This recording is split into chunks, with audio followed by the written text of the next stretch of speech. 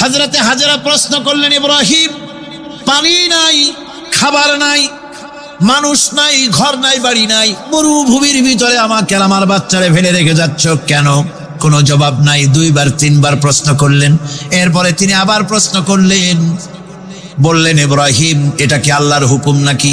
হযরত ইব্রাহিম আলাইহিস সালাম নিজের কলিজার টুকরা সন্তান আর বিবিকে রেখে যেতেছেন ভারাক্রান্ত মন নিয়ে। তিনি আকাশের দিকে আঙ্গুল উঁচু করে দেখালেন।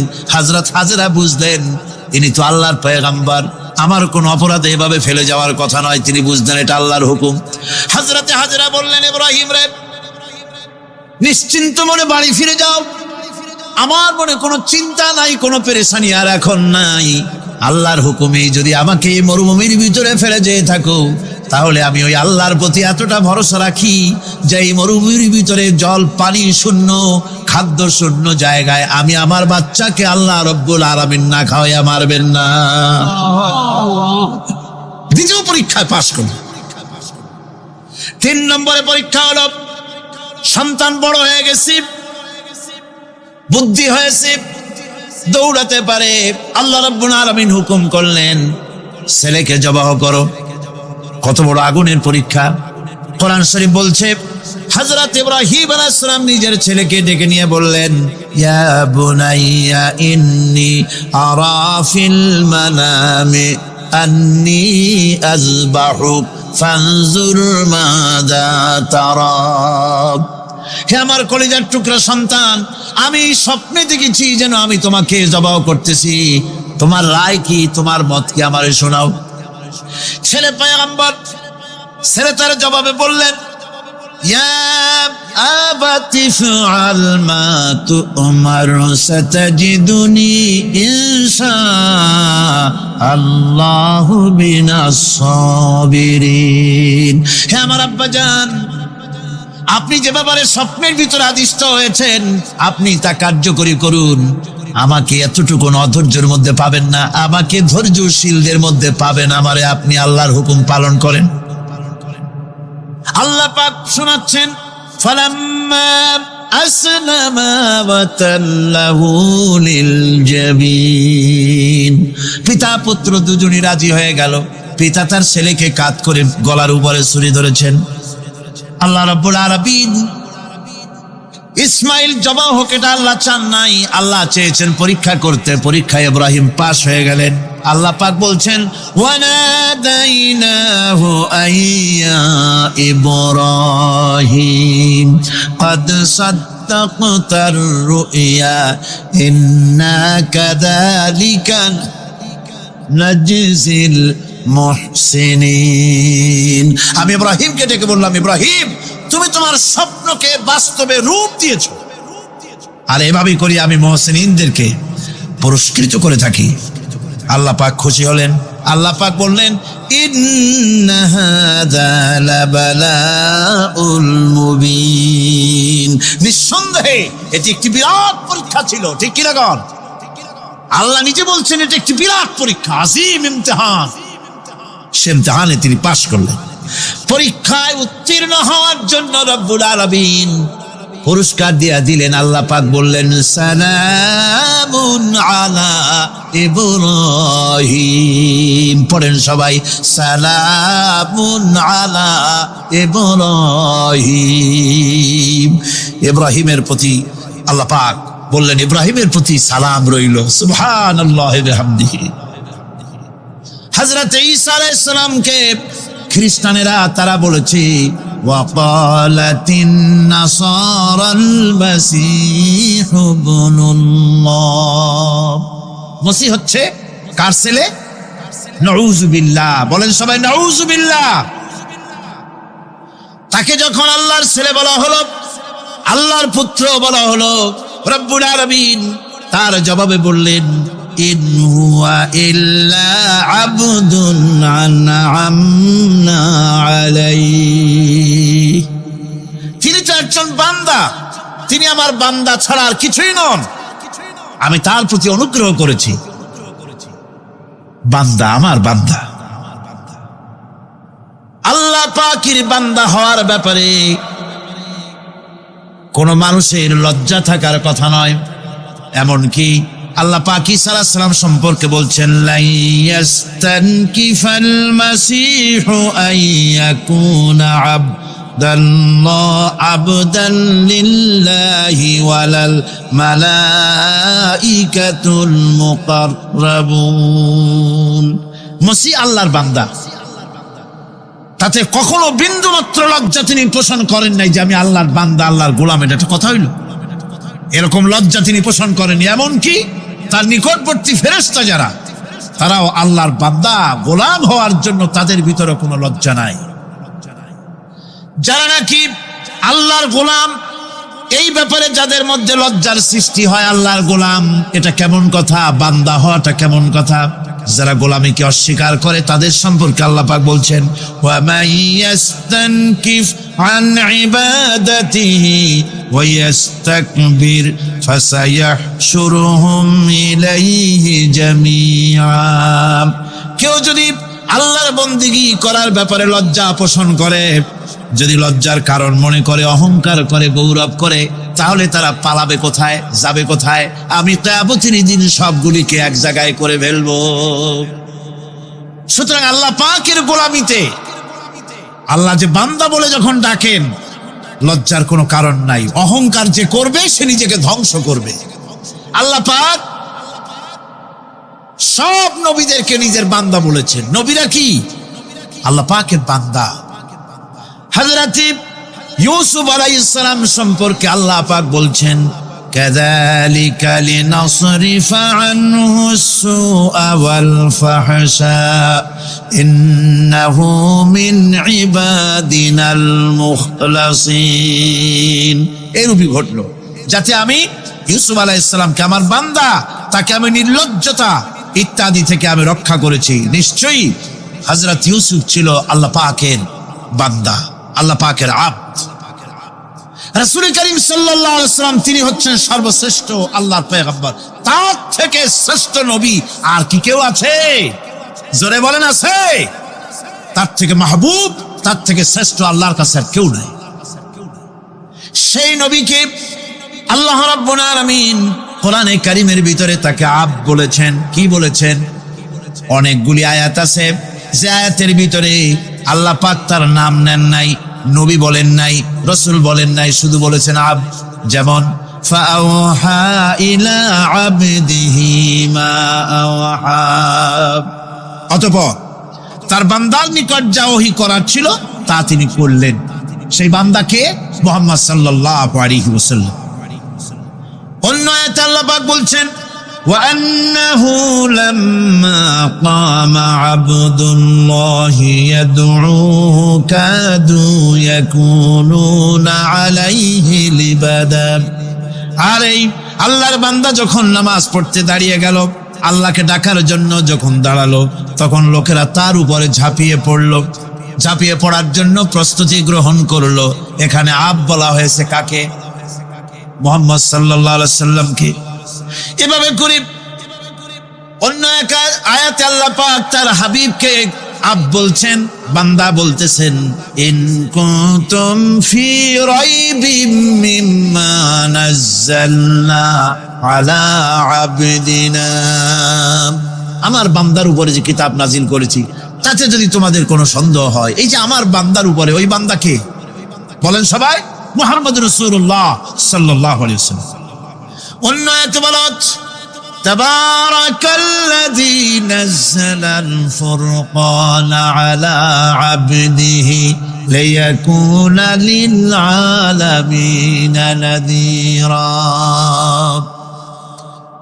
অতীব বরকতপূর্ণ সেই মহান সত্তা যিনি তার বান্দার উপরে ফুরকান নাজিল করেছেন। কে সেই বান্দা? মুহাম্মদ সাল্লাল্লাহু আলাইহি ওয়াসাল্লাম। মেরাজের ঘটনা বলতে গিয়ে আল্লাহ রাব্বুল আলামিন বলতেছেন, সুবহানাল্লাযী আসরা বিআবদিহি লাইলাম মিনাল মাসজিদিল হারামি ইলাল মাসজিদিল আকসা। পবিত্র সেই মহান সত্তা যিনি তার বান্দাকে ইসরা করিয়েছেন। কে সেই বান্দা? মুহাম্মদ রাসূলুল্লাহ সাল্লাল্লাহু আলাইহি ওয়াসাল্লাম। সুতরাং আবদিয়ত, ইবাদত, গোলামি এটা হচ্ছে মানুষের জীবনের সবচেয়ে বড় মর্যাদাকর খেতাব, আল্লাহর পক্ষ থেকে আল্লাহর বান্দা হওয়া। গোলামি পরিপূর্ণরূপে হবে কেবলমাত্র আল্লাহ পাকের। এই গোলামির জন্যই আল্লাহ পাক আমাদেরকে সৃষ্টি করেছেন, অন্য কোনো কাজে আমাদেরকে সৃষ্টি করেন নাই। সেই জন্য আমাদেরকে গোলামি করতে হবে, আনুগত্য করতে হবে কেবলমাত্র কার বলুন তো? এই গোলামি যদি সঠিকভাবে করি, যদি বান্দারা যারা আল্লাহ পাকের বান্দা বলে গোলাম বলে নিজেদেরকে দাবি করে, যদি সঠিকভাবে ইবাদতটা করা যায়, তাহলে আল্লাহ তাদের জন্য কি ওয়াদা করেছেন শুনুন। দুনিয়ায় তাদেরকে আল্লাহ পুরস্কার দেবেন, আখিরাতেও দেবেন। এটা বন্ধ করে, দুনিয়া এবং আখিরাতে আল্লাহ পুরস্কার দেবেন। সে পুরস্কারটা কি? দুনিয়ার পুরস্কারটা আগে শোনেন। আল্লাহ পাক বলেন, যারা আমার ইবাদত করবে তাদের ব্যাপারে আমার ওয়াদা শোনো। ওয়াদাল্লাহুল্লাযীনা আমানু ওয়া আমিলুস সালিহাতি লায়াস্তাখলিফান্নাহুম ফিল আরদি কামাস্তাখলাফাল্লাযীনা মিন ক্বাবলিহিম। তোমাদের মধ্যে যারা ঈমান এনেছে এবং সৎ কাজ করেছে, আল্লাহ রাব্বুল আলামিন তাদের ব্যাপারে আল্লাহর ওয়াদা হচ্ছে, আল্লাহর প্রতিজ্ঞা হচ্ছে, আল্লাহ ওয়াদা করতেছেন তাদেরকে জমিনের উপরে প্রতিষ্ঠিত করবেন। যেমন করে তোমাদের পূর্বপুরুষদেরকে প্রতিষ্ঠিত করা হয়েছিল, ওইভাবে তোমাদেরকে প্রতিষ্ঠিত করা হবে। সুবহানাল্লাহ। প্রতিষ্ঠিত করা হবে মানে রাষ্ট্র ক্ষমতা দেওয়া হবে। কি দেওয়া হবে? যদি গোলাম হও। যদি কি হও? গোলাম। আল্লাহ পাক বলছেন শুধু তাই নয়, আমি আমার দিনকে যারা প্রতিষ্ঠা করবে, আমার গোলামেরা যদি, আমার বান্দারা সঠিকভাবে যদি আমার গোলামি করে, ঈমান আনে, আমলে সালেহ করে, নেক কাজ করে, আমি তাদেরকে রাষ্ট্র প্রতিষ্ঠার সুযোগ করে দেব। আর তাদের জন্য ভীতির পরিবর্তে, সন্ত্রাসের পরিবর্তে শান্তি কায়েম করে দেব। সুবহানাল্লাহ। وَلَيُمَكِّنَنَّ لَهُمْ دِينَهُمُ الَّذِي ارْتَضَىٰ لَهُمْ وَلَيُبَدِّلَنَّهُمْ مِنْ خَوْفِهِمْ أَمْنًا। তাদের দিনকে তারা নিজেদের জন্য যা পছন্দ করেছে অবশ্যই তিনি তা কায়েম করে দিবেন, এবং সন্ত্রাস আর ভীতির পরিবর্তে আল্লাহ নিরাপত্তা দান করবেন। জোরে কোন সুবহানাল্লাহ। সন্ত্রাস বন্ধ হবে, চুরি, ডাকাতি, জেনা, ব্যভিচার সব বন্ধ হয়ে যাবে। তোমরা ক্ষমতায় থাকবে, তোমরা ডমিনেটেড হবে না, তোমরা ডমিনেট করবে। গোটা পৃথিবীকে শাসন করবে, শাসিত তোমরা হবে না। আর ভীতির পরিবর্তে নিরাপত্তা তোমরা লাভ করবে। কি করলে? ইয়াবুদুনানি লা ইউশরিকুনা বি শাইআ। সুতরাং তারা যেন আমার ইবাদত করে এবং আমার সঙ্গে যেন কাউকে শরীক না করে। আল্লাহ বলছেন, তোমরা যদি আমার সাথে শরীক না করো, ইবাদতের মধ্যে কাউকে যদি শরীক স্থাপন না করো, আর যদি তোমরা আমার ইবাদতটা সলিড ভাবে আমার জন্যই করো, তাহলে রাষ্ট্র ক্ষমতা তোমাদের হাতে আসবে, সন্ত্রাস নির্মূল হবে, শান্তি প্রতিষ্ঠিত হবে। এই হচ্ছে দুনিয়ার পুরস্কার। এটা কিসের পুরস্কার? আর আখিরাতের পুরস্কারের কথা বলা হচ্ছে, وَمَن يُطِعِ اللَّهَ وَرَسُولَهُ وَيَخْشَ اللَّهَ وَيَتَّقِهِ فَأُولَئِكَ هُمُ الْفَائِزُونَ। যে ব্যক্তি আল্লাহ এবং রাসূলের আনুগত্য করেছে, আল্লাহকে ভয় করে চলেছে, তার গজব থেকে বেঁচে রয়েছে, সেই হচ্ছে সফল কাম। সফল কাম মানে কি? কিয়ামতের দিন আল্লাহ পাক তাদেরকে জান্নাত দান করবেন। আল্লাহ পাক তাদেরকে কিয়ামতে কি দিবেন? জান্নাত দিবেন, চিরস্থায়ী শান্তির জায়গা, সেই জান্নাত লাভ করা যাবে। আজ ইবাদতের এই যে গুরুত্বপূর্ণ ইবাদত, এই ইবাদতের ভুল অর্থ সমাজের ভিতরে ছড়িয়ে আছে। সাধারণ মানুষেও ভুল করেছে, অসাধারণ মানুষেরাও ইবাদতের ভুল অর্থ করে ভুলের মধ্যে নিমজ্জিত আছে বিরাট সংখ্যক লোকেরা। সাধারণ মুসলমানেরা তারা যে ভুলটা করলো ইবাদতের অর্থ করতে গিয়ে, সেটা হলো এই, সাধারণ লোকেরা মনে করলো কয়েকটা অনুষ্ঠানের নাম হচ্ছে ইবাদত, নামাজ, রোজা, হজ, যাকাত, সাদকা, ফিতরা, এর নাম হলো ইবাদত।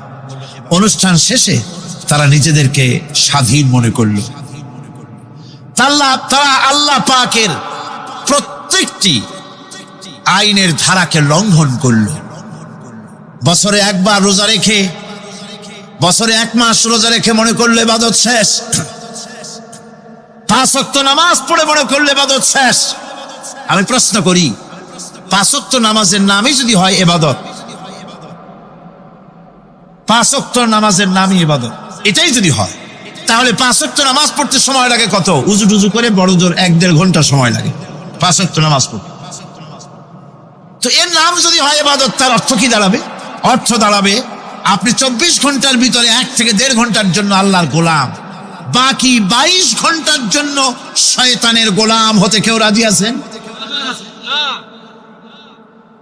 রোজার নামই যদি হয় শুধু ইবাদত, তাহলে তার অর্থ দাঁড়াবে বছরের ভিতরে 1টা মাসের জন্য আপনি আল্লাহর গোলাম, আর 11 মাসের জন্য শয়তানের গোলাম হতে কেউ রাজি আছেন? তাহলে বিষয়টা কি? বিষয়টা হচ্ছে নামাজ, রোজা, হজ, যাকাতি শুধুমাত্র ইবাদত নয়, আনুষ্ঠানিক ইবাদত তো বটেই, কম্পালসারি ইবাদত তো বটেই, কিন্তু শুধুমাত্র নামাজ, রোজা, হজ, যাকাত ইবাদত শুধুমাত্র নয়, এগুলি হচ্ছে ইবাদতের পার্ট, ইবাদতের অংশ। বরং জীবনের সব ক্ষেত্রে আল্লাহর হুকুমকে মানার নামই হচ্ছে, ভাই আমার, একদিকে নামাজ রোজা করছি, অন্যদিকে আল্লাহর আইনের প্রতিটি ধারাকে লঙ্ঘন করে চলছে, মিথ্যা ওয়াদা করে, মিথ্যা কথা বলে, সুদ খায়, ঘুষ খায়, জিনা করে, এরপরে অন্যের হক নষ্ট করে, প্রতিবেশীর হক নষ্ট করে, হারাম মাল খায়, হকদারের হক নষ্ট করে, প্রতিবেশীর হক নষ্ট করে, জিন্দা মুর্দা মানুষকে নিজের জন্য শক্তিধর বলে মনে করে, 1 টুকরা রুটির জন্য অথবা 1 ফোঁটা 1 ঘটি পানির জন্য কাফেরের কাছে হাত পেতে দাঁড়ায় থাকে। এই যদি অবস্থা হয়, এটাই যদি হয় ঈমান, আর এটার নামে যদি ইবাদত হয়, তাহলে এই পৃথিবীর মুসলমানের আজ লাঞ্ছিত কেন? আল্লাহর ওয়াদা কি মিথ্যা? নাউযুবিল্লাহি মিন যালিক। আমাদের ইবাদত যদি ঠিক হয়, যদি সত্যিকারের ইবাদত যদি আমরা করে থাকি, তাহলে ক্ষমতায় ইমানদারেরা নাই কেন? বিশ্ব জুড়ে মুসলমানেরা লাঞ্ছিত কেন? তাহলে বুঝতে হবে ইবাদতের মধ্যে বিরাট গরমিল করে ফেলেছি, ঠিক কিনা? লক্ষ্য করুন, সেই লোকটা হজ করতেছে, উমরা করতেছে, নামাজ পড়তেছে, মসজিদ মাদ্রাসায় চাঁদা দিতেছে, ওই লোকটি আবার ব্যাংকের থেকে সুদের টাকা নিয়ে ব্যবসা চালাইতেছে। ব্যবসা ঠিক রাখার জন্য, ইনকাম ট্যাক্স ফাঁকি দেওয়ার জন্য ব্যবসায়ীরা 2 ধরনের 3 ধরনের খাতা মেনটেন করছে। কথা ঠিক কিনা? মিথ্যা কথা বলছে, ঘুষ দিতেছে, বেশি করে বিদ্যুতের বিল যাতে না আসে সেজন্য যারা বিদ্যুৎ লাইনে আছে তাদেরকে পয়সা দিয়ে ম্যানেজ করতেছে, ঠিক কিনা? আমি পার্লামেন্টে বলেছি বিদ্যুৎ বাইরের থেকে আনতে হবে না, ঘুরে ঘুরে আবার বিদ্যুতের কথা আসবে। বিদ্যুৎ আনা লাগবে না, কারণ আমার দেশের চাহিদা হচ্ছে 2500 মেগাওয়াট, সেখানে 1800 মেগাওয়াট আমাদের আছে। আরেকদিকে 4টা বিদ্যুৎ প্রকল্প বন্ধ হয়ে আছে। ওই 4টি বন্ধ হওয়া প্রকল্প যদি চালু করা যায়, তাহলে 2900 মেগাওয়াট বিদ্যুৎ উৎপাদিত হতে পারে বলে বিশেষজ্ঞরা বলেছেন। তাহলে আমাদের উদ্বৃত্ত 400 মেগাওয়াট থেকে যাবে। এইটাকে বাইরের থেকে আনার কোনো দরকার নাই। বিদ্যুতের অপচয় বন্ধ করুন, বিদ্যুতের চুরি বন্ধ করেন। মিল কল কারখানা যাদের আছে, লক্ষ লক্ষ টাকা বিদ্যুৎ বিল হয়, কিন্তু লাইনম্যানদের সঙ্গে ম্যানেজ করে গভর্নমেন্টকে ফাঁকি দেওয়া হচ্ছে, ঠিক কিনা? তোমার নামাজের দাম কি? তোমার হজের 4 পয়সা দাম নাই। তুমি রাষ্ট্রকে ফাঁকি দিয়েছ, তুমি জনগণকে ফাঁকি দিয়েছ, তুমি দেশের শত্রু। টেলিফোনে বিল 1000 টাকা, লাখ টাকার বেশি বিল হয়, লাইনম্যানের সঙ্গে ম্যানেজ করে 500, 700, 2000 টাকা দিয়ে সারিয়ে দেয়, ঠিক কিনা? এরা জাতির শত্রু, দেশের শত্রু। এদেরকে ফায়ারিং স্কোয়াডে নিয়ে ক্রাশ ফায়ার করে উড়ায় দেওয়া উচিত। এরা দেশের দুশ্মন। আজ সিস্টেম লসের নাম দিয়া বিদ্যুৎ চুরির আরেক ব্যবস্থা করা হয়েছে। সিস্টেম লস করে ওনারা নিজেরা, আর এর ভোগান্তি জনগণকে করতে হয়। কসাইয়ের মতো ছুরি দিয়া জবাও করে জনগণের কাছ থেকে সিস্টেম লসের চার্জ আদায় করা হয়। আমি পার্লামেন্টে বলেছি, মাননীয় স্পিকার, সিস্টেম লস এই নামটা উঠায় দেন, এই প্রথা বন্ধ করে দিন। বিদ্যুৎ ধার করা লাগবে না, আল্লাহ আমাদের দেশে যথেষ্ট দিছে, কোনো জিনিসের অভাব নাই। এখানে গ্যাস আছে, তেল আছে, বিদ্যুৎ আছে, পাট আছে, চা আছে, নাই কি? অন্তত 8.5 কোটি টাকার কাগজ গুদামের মধ্যে বন্দী হয়ে আছে। ভারতকে ক্ষতি করার জন্য সে দেশ থেকে কাগজ এনে খবরের কাগজ ছাপানো হচ্ছে, আর 8.5 কোটি টাকার কাগজ নষ্ট হয়ে যাচ্ছে, আমার দেশের কাগজ। সুতরাং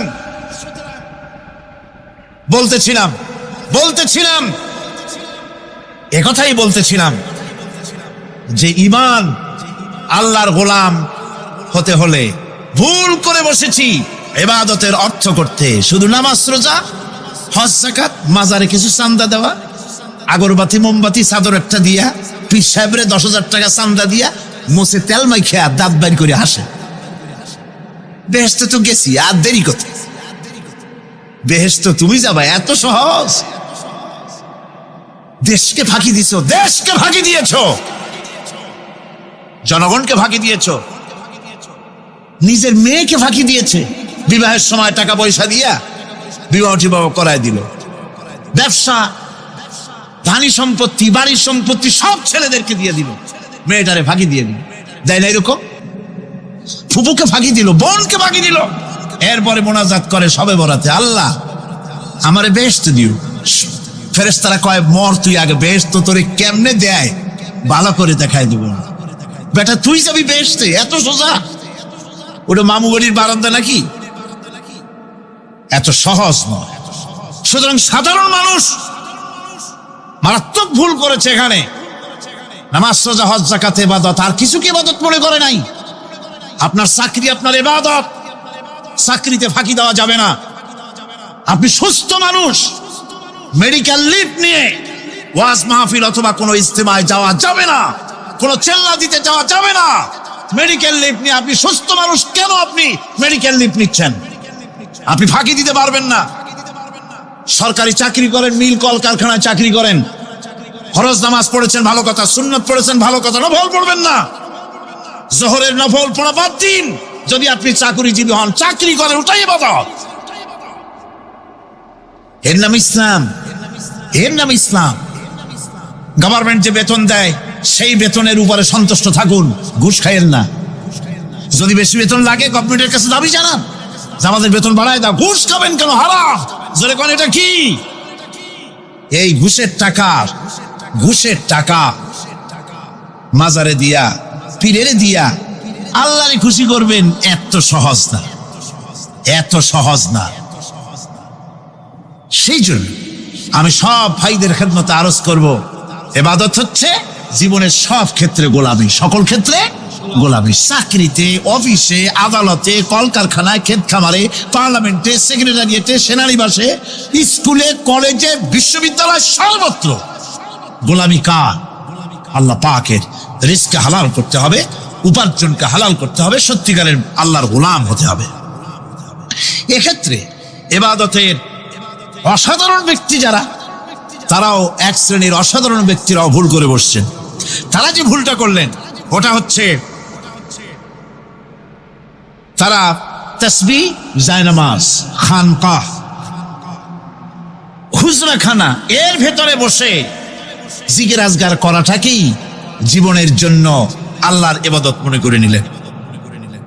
আল্লাহর বান্দারা যখন অনাচার ব্যভিচারে লিপ্ত, আল্লাহর আইনের পরিবর্তে যখন মানুষের তৈরি করা আইন চলছে, চেচনিয়া, বসনিয়া যখন মানুষদেরকে জবাও করা হচ্ছে, বসনিয়ার মুসলমান সন্তানদেরকে যখন জবাও করা হয়, কাশ্মীরের স্বাধীনতাকামী মুসলমানদের অধিকার হরণের জন্য তাদের উপরে যখন বন্য হায়নার মতো, পশুর মতো যখন ভারতীয় শত্রু সৈন্যরা যখন হামলা চালায়, সোমালিয়ার মানুষগুলি যখন না খেয়ে তাদের হাড়, পাঁজরার হাড়গুলি যখন বেরিয়ে যায়, তখনও যদি আপনি খানকার ভেতরে থেকে তসবিহ পড়েন আর তাহাজ্জুদের নামাজ পড়ে কপালে দাগ লাগান, এই অন্যায়ের বিরুদ্ধে যদি সোচ্চার না হন, আপনার এই তসবির কোনো দাম নাই। আপনাকে সোচ্চার হতে হবে, আপনাকে অন্যায়ের বিরুদ্ধে খাড়া হতে হবে। একদিকে তাহাজ্জুদের নামাজ তো পড়বেনই, জিকির তো করবেনই, কোন সন্দেহ নাই। আর একদিকে সিংহের মতো অন্যায়ের বিরুদ্ধে গর্জে উঠতে হবে। তাতে যদি প্রয়োজন হয় মুজাদ্দিদ আল ফেসানির মতো কারারুদ্ধ হন না কেন, সেটাই কিসমত, সেটাই তাকদীর। হক কথা বলতে হবে। এই জন্য আমার বারবার মনে পড়ে আজকের এক শ্রেণীর লোক আমাদের দেশে এক শ্রেণীর লোক বাইরের থেকেও আসে, বিদেশ থেকেও আসে, নামের আগে আওলাদে রসুল লাগান। ফেদায়ে রসুল, মুজাহিদে মিল্লাত, আওলাদে রসুল। আজিব, তুমি আওলাদে রসুল যদি হবে, তাহলে তুমি যে দেশের মানুষ, সেই দেশে মুসলমানদের যখন জবাহ করা হয়, পার্লামেন্টে কথা বলে বেরিয়ে আসো না কেন?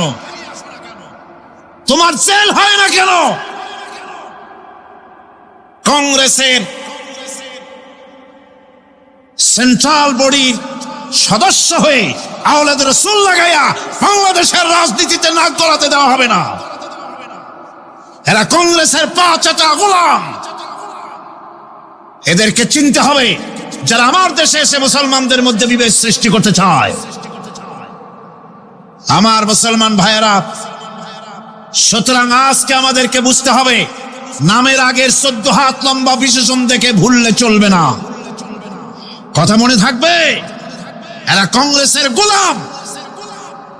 বাবরি মসজিদ যখন ভেঙে ফেলা হলো, তখন তো কোন আওলাদে রসুলের নাম তো শুনি নেই। তখন তো নামটা শুনছি ওই বুখারী বেটার, বাপের বেটা ইমাম বুখারী। তিনি বলেছেন, আমি ভারতের দিল্লির জুমা মসজিদের ইমাম শুধু নই, আমি ভারতের 18 কোটি মুসলমানের ইমাম। বাবরি মসজিদকে গড়ে দিতে হবে। কোরআন শরীফের বিরুদ্ধে যখন কলকাতা হাইকোর্টে কেস করা হয়েছিল কোরআনকে ব্যান করার জন্য, সেদিন তো কোনো আওলাদ রসুলের নাম শুনি নাই। সেদিন তো ওই বুখারী বেটাই বলেছেন, ভারতের হাইকোর্ট থেকে কোন জাজ, কোন বিচারক যদি কোরআন শরীফ ব্যান করা হলে বলে এই কথাটি উচ্চারণ করে, তাহলে আমি তাকে পায়ের তলে পাড়িয়ে ধরে বাম হাত দিয়ে তার জিহ্বাটা টেনে ছিঁড়ে ফেলে দেব।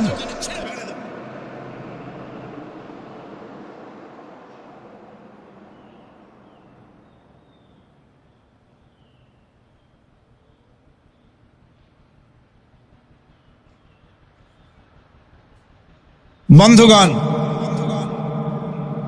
সুতরাং আমাদেরকে বুঝতে হবে, বসুন, বেয়াদবি করবেন না, বসেন। আমাদেরকে বুঝতে হবে, খানকায় শুধু জিকির আজগার করলেই চলবে না। হযরতে শাহজালাল রহমতুল্লাহ আলাইহি এক হাতে ছিল তরবারি, আর এক হাতে ছিল কোরআন। লড়াই করেছেন হযরতে শাহ মখদুম, হযরতে খান জাহান আলী, হযরতে খাজা মুঈনুদ্দিন চিশতি আজমেরি রহমতুল্লাহ আলাইহি, হযরতে মুজাদ্দিদ আল ফিসানি রহমতুল্লাহ আলাইহি। মুরিদের বাড়ি জম্মের খাওয়া খাইয়া পেটটা কুমিরের মতো বড় করে নাই। জেল খেটেছে হক কথা বলতে গিয়ে। বাপের বেটা হও, নিজের দেশে কথা কও। বাংলাদেশে এসে তারপরে জনগণের টাকা লুটপাট করার কাউকে অধিকার দেওয়া হবে না। আমার বন্ধুগণ, আল্লাহর ওলি যারা, তারা এভাবে করে জনগণের খেদমত করেছেন, কথা বলেছেন। সুতরাং শুধু জিকির আজগার করলেই হবে না, হক কথা বলতে হবে স্পষ্ট করে। এটাই হলো ইবাদতের হক আদায় হবে যদি সত্যিকারের হক কথা বলা যায়। অসাধারণ ব্যক্তিরা ময়দানে কথা বলবেন, হক কথা বলবেন, অন্যায়ের বিরুদ্ধে সোচ্চার হবেন। আর সাধারণ জনগণ কথা ও কাজের মিল করবেন, নামাজ রোজা হজ যাকাত করবেন যার কথা মতো, রাজনীতি অর্থনীতি সমাজনীতি করবেন সেই আল্লাহর কথা মতো। তাহলেই সত্যিকারের মুসলমান হওয়া যাবে। কথা বুঝে আসছে কিনা ভাই? কথা বুঝে আসছে কিনা? একটু জোরে সরে জিকির করেন, লা ইলাহা ইল্লাল্লাহ, লা ইলাহা, লা ইলাহা ইল্লাল্লাহ। আরো জোরে,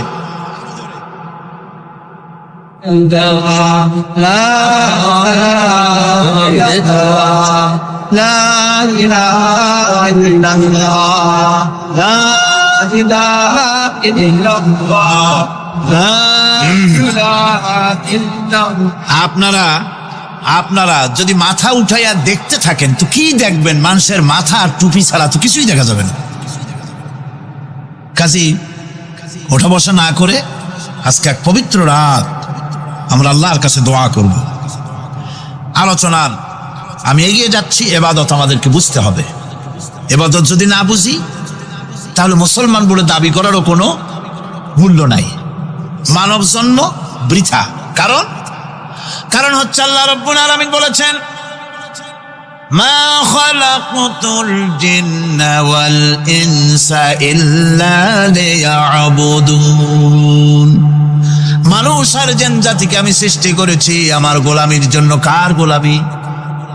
ওই গোলামির পূর্ণাঙ্গ নমুনা যদি জানতে চাই, পূর্ণাঙ্গ নমুনা দৃষ্টান্ত লাগবে। কাকে অনুসরণ করব? পূর্ণাঙ্গ ইবাদতের আল্লাহর গোলামির পূর্ণাঙ্গ নমুনার জন্য কোরআনে কারিমে দৃষ্টান্ত সেট করা হয়েছে। হযরত ইব্রাহিম আলাইহিস সালামের আল্লাহ পাক বলেন, ইয ক্বালা লাহু রাব্বুহু আসলিম ক্বালা আসলামতু লিরাব্বিল আলামিন। তার অবস্থা এই ছিল। কার?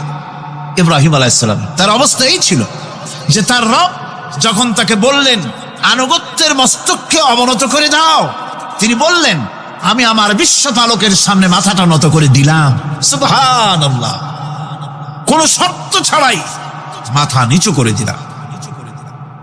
এই পন্থায় তিনি যে পন্থাটা অবলম্বন করেছিলেন, এই পন্থায় চলার জন্য তার সন্তানদেরকেও তিনি হুকুম করেছিলেন। ووصى بها إبراهيم ببنيه ويعقوب يا بني إن الله اصطفى لكم الدين فلا تموتن إلا وأنتم مسلمون। ইয়াকুব এবং ইব্রাহিম আলাইহিস সালাম তার সন্তানদেরকে এই উপদেশ দিয়েছিলেন যে তিনি বলেছিলেন, হে আমার সন্তানেরা, আল্লাহ ছাড়া তোমাদের জন্য আল্লাহ পাক এই দ্বীনকে মনোনীত করেছেন। আল্লাহ পাকের আনুগত্য করবে, তার দ্বীনের প্রতি সারেন্ডার করবে। আর খবরদার মুসলমান না হয়ে যেন তোমরা মরে যেও না। মৃত্যু মুসলমান অবস্থায় থাকবে, অর্থাৎ মৃত্যু পর্যন্ত থাকবে কি অবস্থায়? মুসলমান অবস্থায়। أم كنتم شهداء إذ حضر يعقوب الموت إذ قال لبنيه ما تعبدون من بعدي। ইয়াকুব আলাইহিস সালাম তার মৃত্যুর সময় জিজ্ঞেস করেছিলেন, ও আমার সন্তানেরা, আমার মৃত্যুর পরে তোমরা কার ইবাদত করবে, কার গোলামি করবে? তারা জবাব দিলেন, قالوا نعبد إلهك وإله آبائك إبراهيم وإسماعيل وإسحاق إلها واحدا ونحن له মুসলিমুন।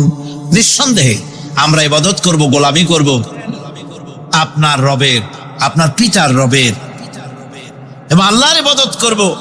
আপনিও আপনার পূর্বপুরুষ ইব্রাহিম, ইসমাইল যে আল্লাহকে ইবাদত করেছে, সে আল্লাহ পাকের ইবাদত আমরা করব এবং তার অনুগত হয়ে থাকব। দাসত্ব এবং দাসত্বের গোলামির পূর্ণাঙ্গ নমুনা হচ্ছেন হযরত ইব্রাহিম আলাইহিস সালাম। আল্লাহর গোটা জমিন যখন শিরকের অন্ধকারে ডুবে গিয়েছিল, তখন হযরত ইব্রাহিম আলাইহিস সালাম তাওহীদের আলো জ্বালিয়ে দিয়েছিলেন। এই নিবেদিতদের ইমাম হিসাবে আল্লাহ পাক তাকে ঘোষণা দিলেন। কোরআনে কারীম বলছে, وَإِذَا ابْتَلَى إِبْرَاهِيمَ رَبُّهُ بِكَلِمَاتٍ فَأَتَمَّهُنَّ قَالَ إِنِّي جَاعِلُكَ لِلنَّاسِ إِمَامًا। ইব্রাহিমকে তার রব কয়েকটি বাক্য দিয়ে পরীক্ষা করলেন এবং তিনি সেই পরীক্ষাগুলোতে পাশ করলেন। তখন আল্লাহ রাব্বুল আলামিন তাকে বললেন যে আমি তোমাকে গোটা বিশ্ব মানবতার জন্য, গোটা বিশ্বের সমস্ত মানুষের জন্য আমি তোমাকে নেতা বানাবো। সুবহানাল্লাহি ওয়া বিহামদিহি। প্রথম পরীক্ষা হলো, গতকাল বলেছি, সে আগুনের পরীক্ষা। সেখানে আল্লাহ পাক তাকে পাশ করালেন, তিনি পাশ করলেন। দ্বিতীয় পরীক্ষা ছিল বিবি এবং নবজাতক সন্তানকে নিয়ে আল্লাহ হুকুম করলেন, এই বিবি আর বাচ্চারে নিয়ে মরুভূমিতে রেখে আসো। মরুভূমিতে যেখানে ঘর নাই, বাড়ি নাই, সেই জায়গায় বিবি এবং বাচ্চাকে রেখে যাওয়ার সময় তিনি বললেন, রব্বানা ইন্নী আসকানতু মিন যুররিয়াতি বিওয়াদিন গায়রি যী যারইন ইনদা বাইতিকাল মুহাররাম। হে আল্লাহ রাব্বুল আলামিন, আমি পানি এবং তরুলতাবিহীন এক মরুভূমির ভিতরে আমার বংশের একটি অংশকে এখানে রেখে গেলাম। তোমার ঘরের কাছে পুনর্বাসিত আমি তাদের কাছে, এই ঘরের কাছে, সম্মানিত ঘরের কাছে রেখে গেলাম। পরীক্ষায় তিনি পাশ করলেন। হযরতে হাজেরা প্রশ্ন করলেন, ইব্রাহিম, পানি নাই, খাবার নাই, মানুষ নাই, ঘর নাই, বাড়ি নাই, মরুভূমির ভিতরে আমাকে আর আমার বাচ্চারে ফেলে রেখে যাচ্ছ কেন? কোনো জবাব নাই। দুইবার তিনবার প্রশ্ন করলেন। এরপরে তিনি আবার প্রশ্ন করলেন, বললেন, ইব্রাহিম, এটা কি আল্লাহর হুকুম নাকি? হযরত ইব্রাহিম আলাইহিস সালাম নিজের কলিজার টুকরা সন্তান আর বিবিকে রেখে যেতেছেন ভারাক্রান্ত মন নিয়ে। তিনি আকাশের দিকে আঙ্গুল উঁচু করে দেখালেন। হযরত হাজেরা বুঝলেন ইনি তো আল্লাহর পয়গম্বর, আমার কোন অপরাধে এভাবে ফেলে যাওয়ার কথা নয়। তিনি বুঝলেন এটা আল্লাহর হুকুম। হযরতে হাজেরা বললেন, ইব্রাহিম রে, নিশ্চিন্ত মনে বাড়ি ফিরে যাও। আমার মনে কোনো চিন্তা নাই, কোনো পেরেশানি আর এখন নাই। আল্লাহর হুকুমেই যদি আমাকে এই মরুভূমির ভিতরে ফেলে যেয়ে থাকো, তাহলে আমি ওই আল্লাহর প্রতি এতটা ভরসা রাখি যে এই মরুভূমির ভিতরে জল পানি শূন্য, খাদ্য শূন্য জায়গায় আমি আমার বাচ্চাকে আল্লাহ রব্বুল আলামিন না খাওয়াইয়া মারবেন না। দ্বিতীয় পরীক্ষায় পাশ করি। 3 নম্বরে পরীক্ষা হলো, সন্তান বড় হয়ে গেছে, বুদ্ধি হয়েছে, দৌড়াতে পারে। আল্লাহ রাব্বুল আলামিন হুকুম করলেন, ছেলেকে জবাহ করো। কত বড় আগুনের পরীক্ষা!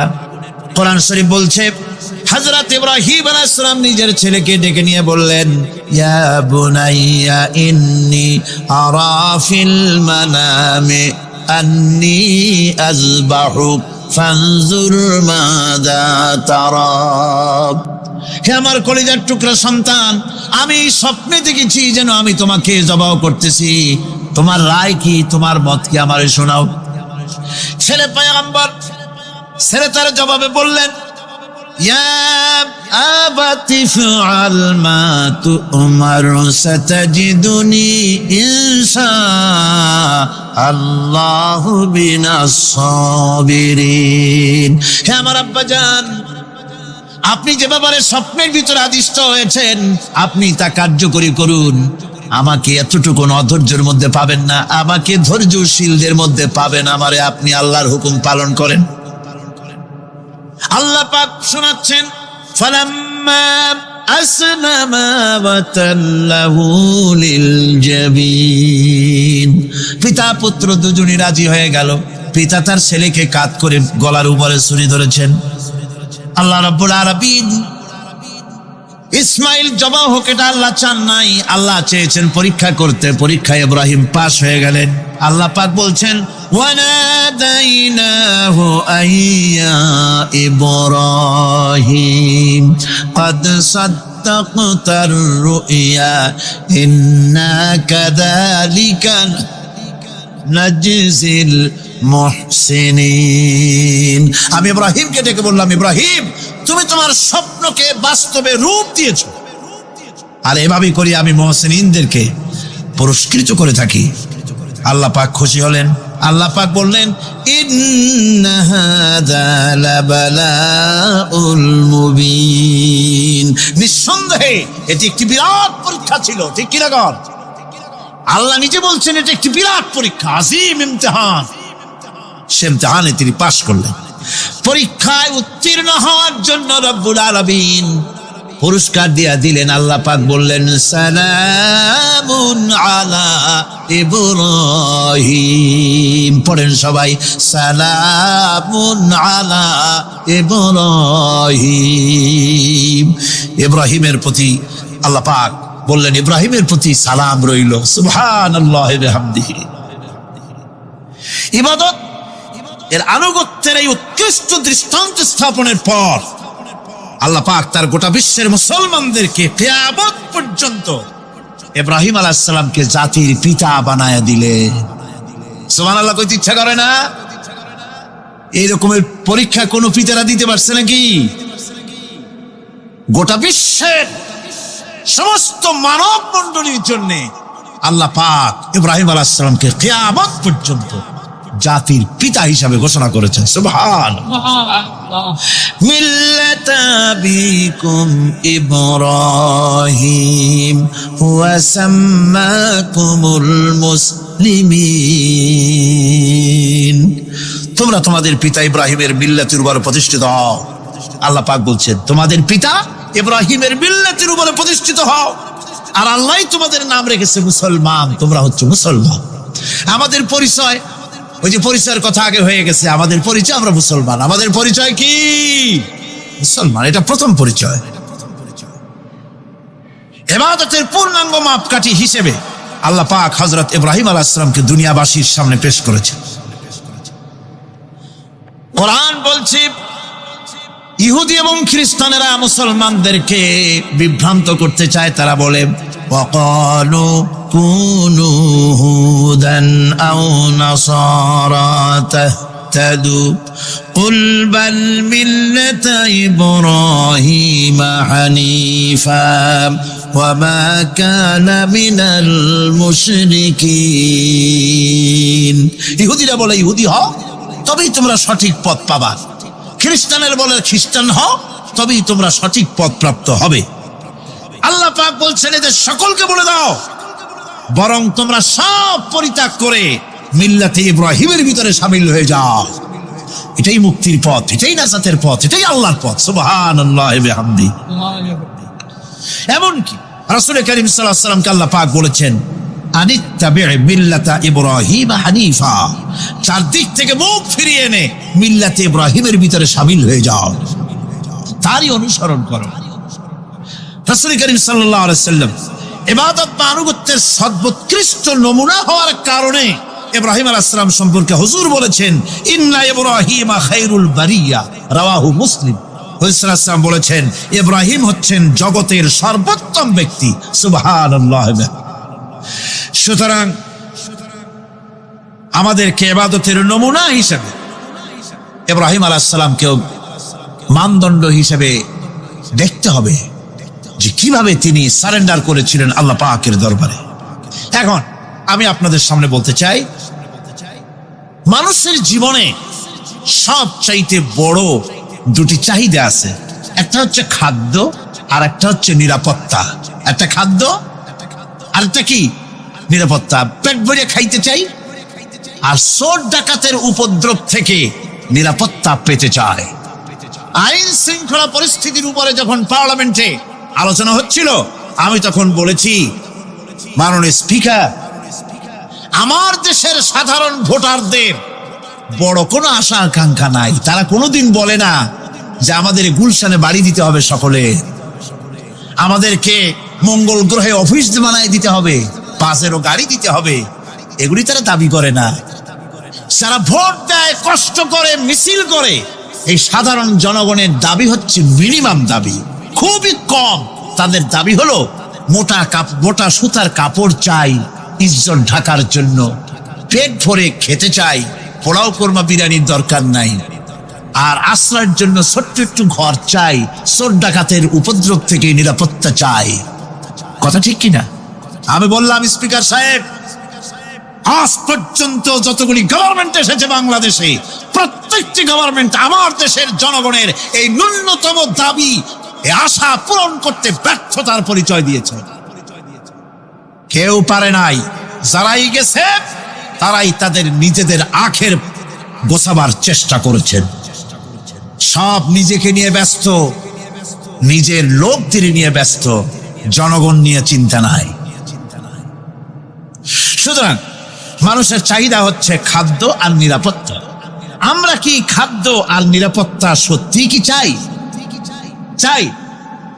খাদ্য যদি চাই ক্ষুধার সময়, নিরাপত্তা যদি চাই ভীতির সময়, আল্লাহ রাব্বুল আলামিন বলেন কোন গভর্নমেন্ট দিতে পারবে না, দুনিয়ায় কেউ দিতে পারে নাই, পারবেও না।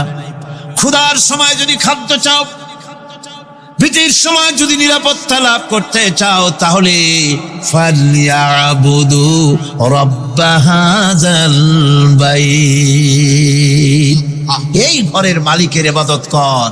কোন ঘর? কাবা ঘর। বলেন কোন ঘর? কাবা ঘর। কাবা শরীফের মালিকের ইবাদত কর। তাহলে কি হবে? আল্লাযী আত'আমাহুম মিন জু'ইন ওয়া আমানাহুম মিন খাউফ। এই ঘরের মালিকের ইবাদত যদি করো, তাহলে ক্ষুধার সময় তিনি তোমাদেরকে খেতে দিবেন, আর ভীতির সময় তিনি তোমাদের নিরাপত্তা দান করবেন। এ ওয়াদা কার?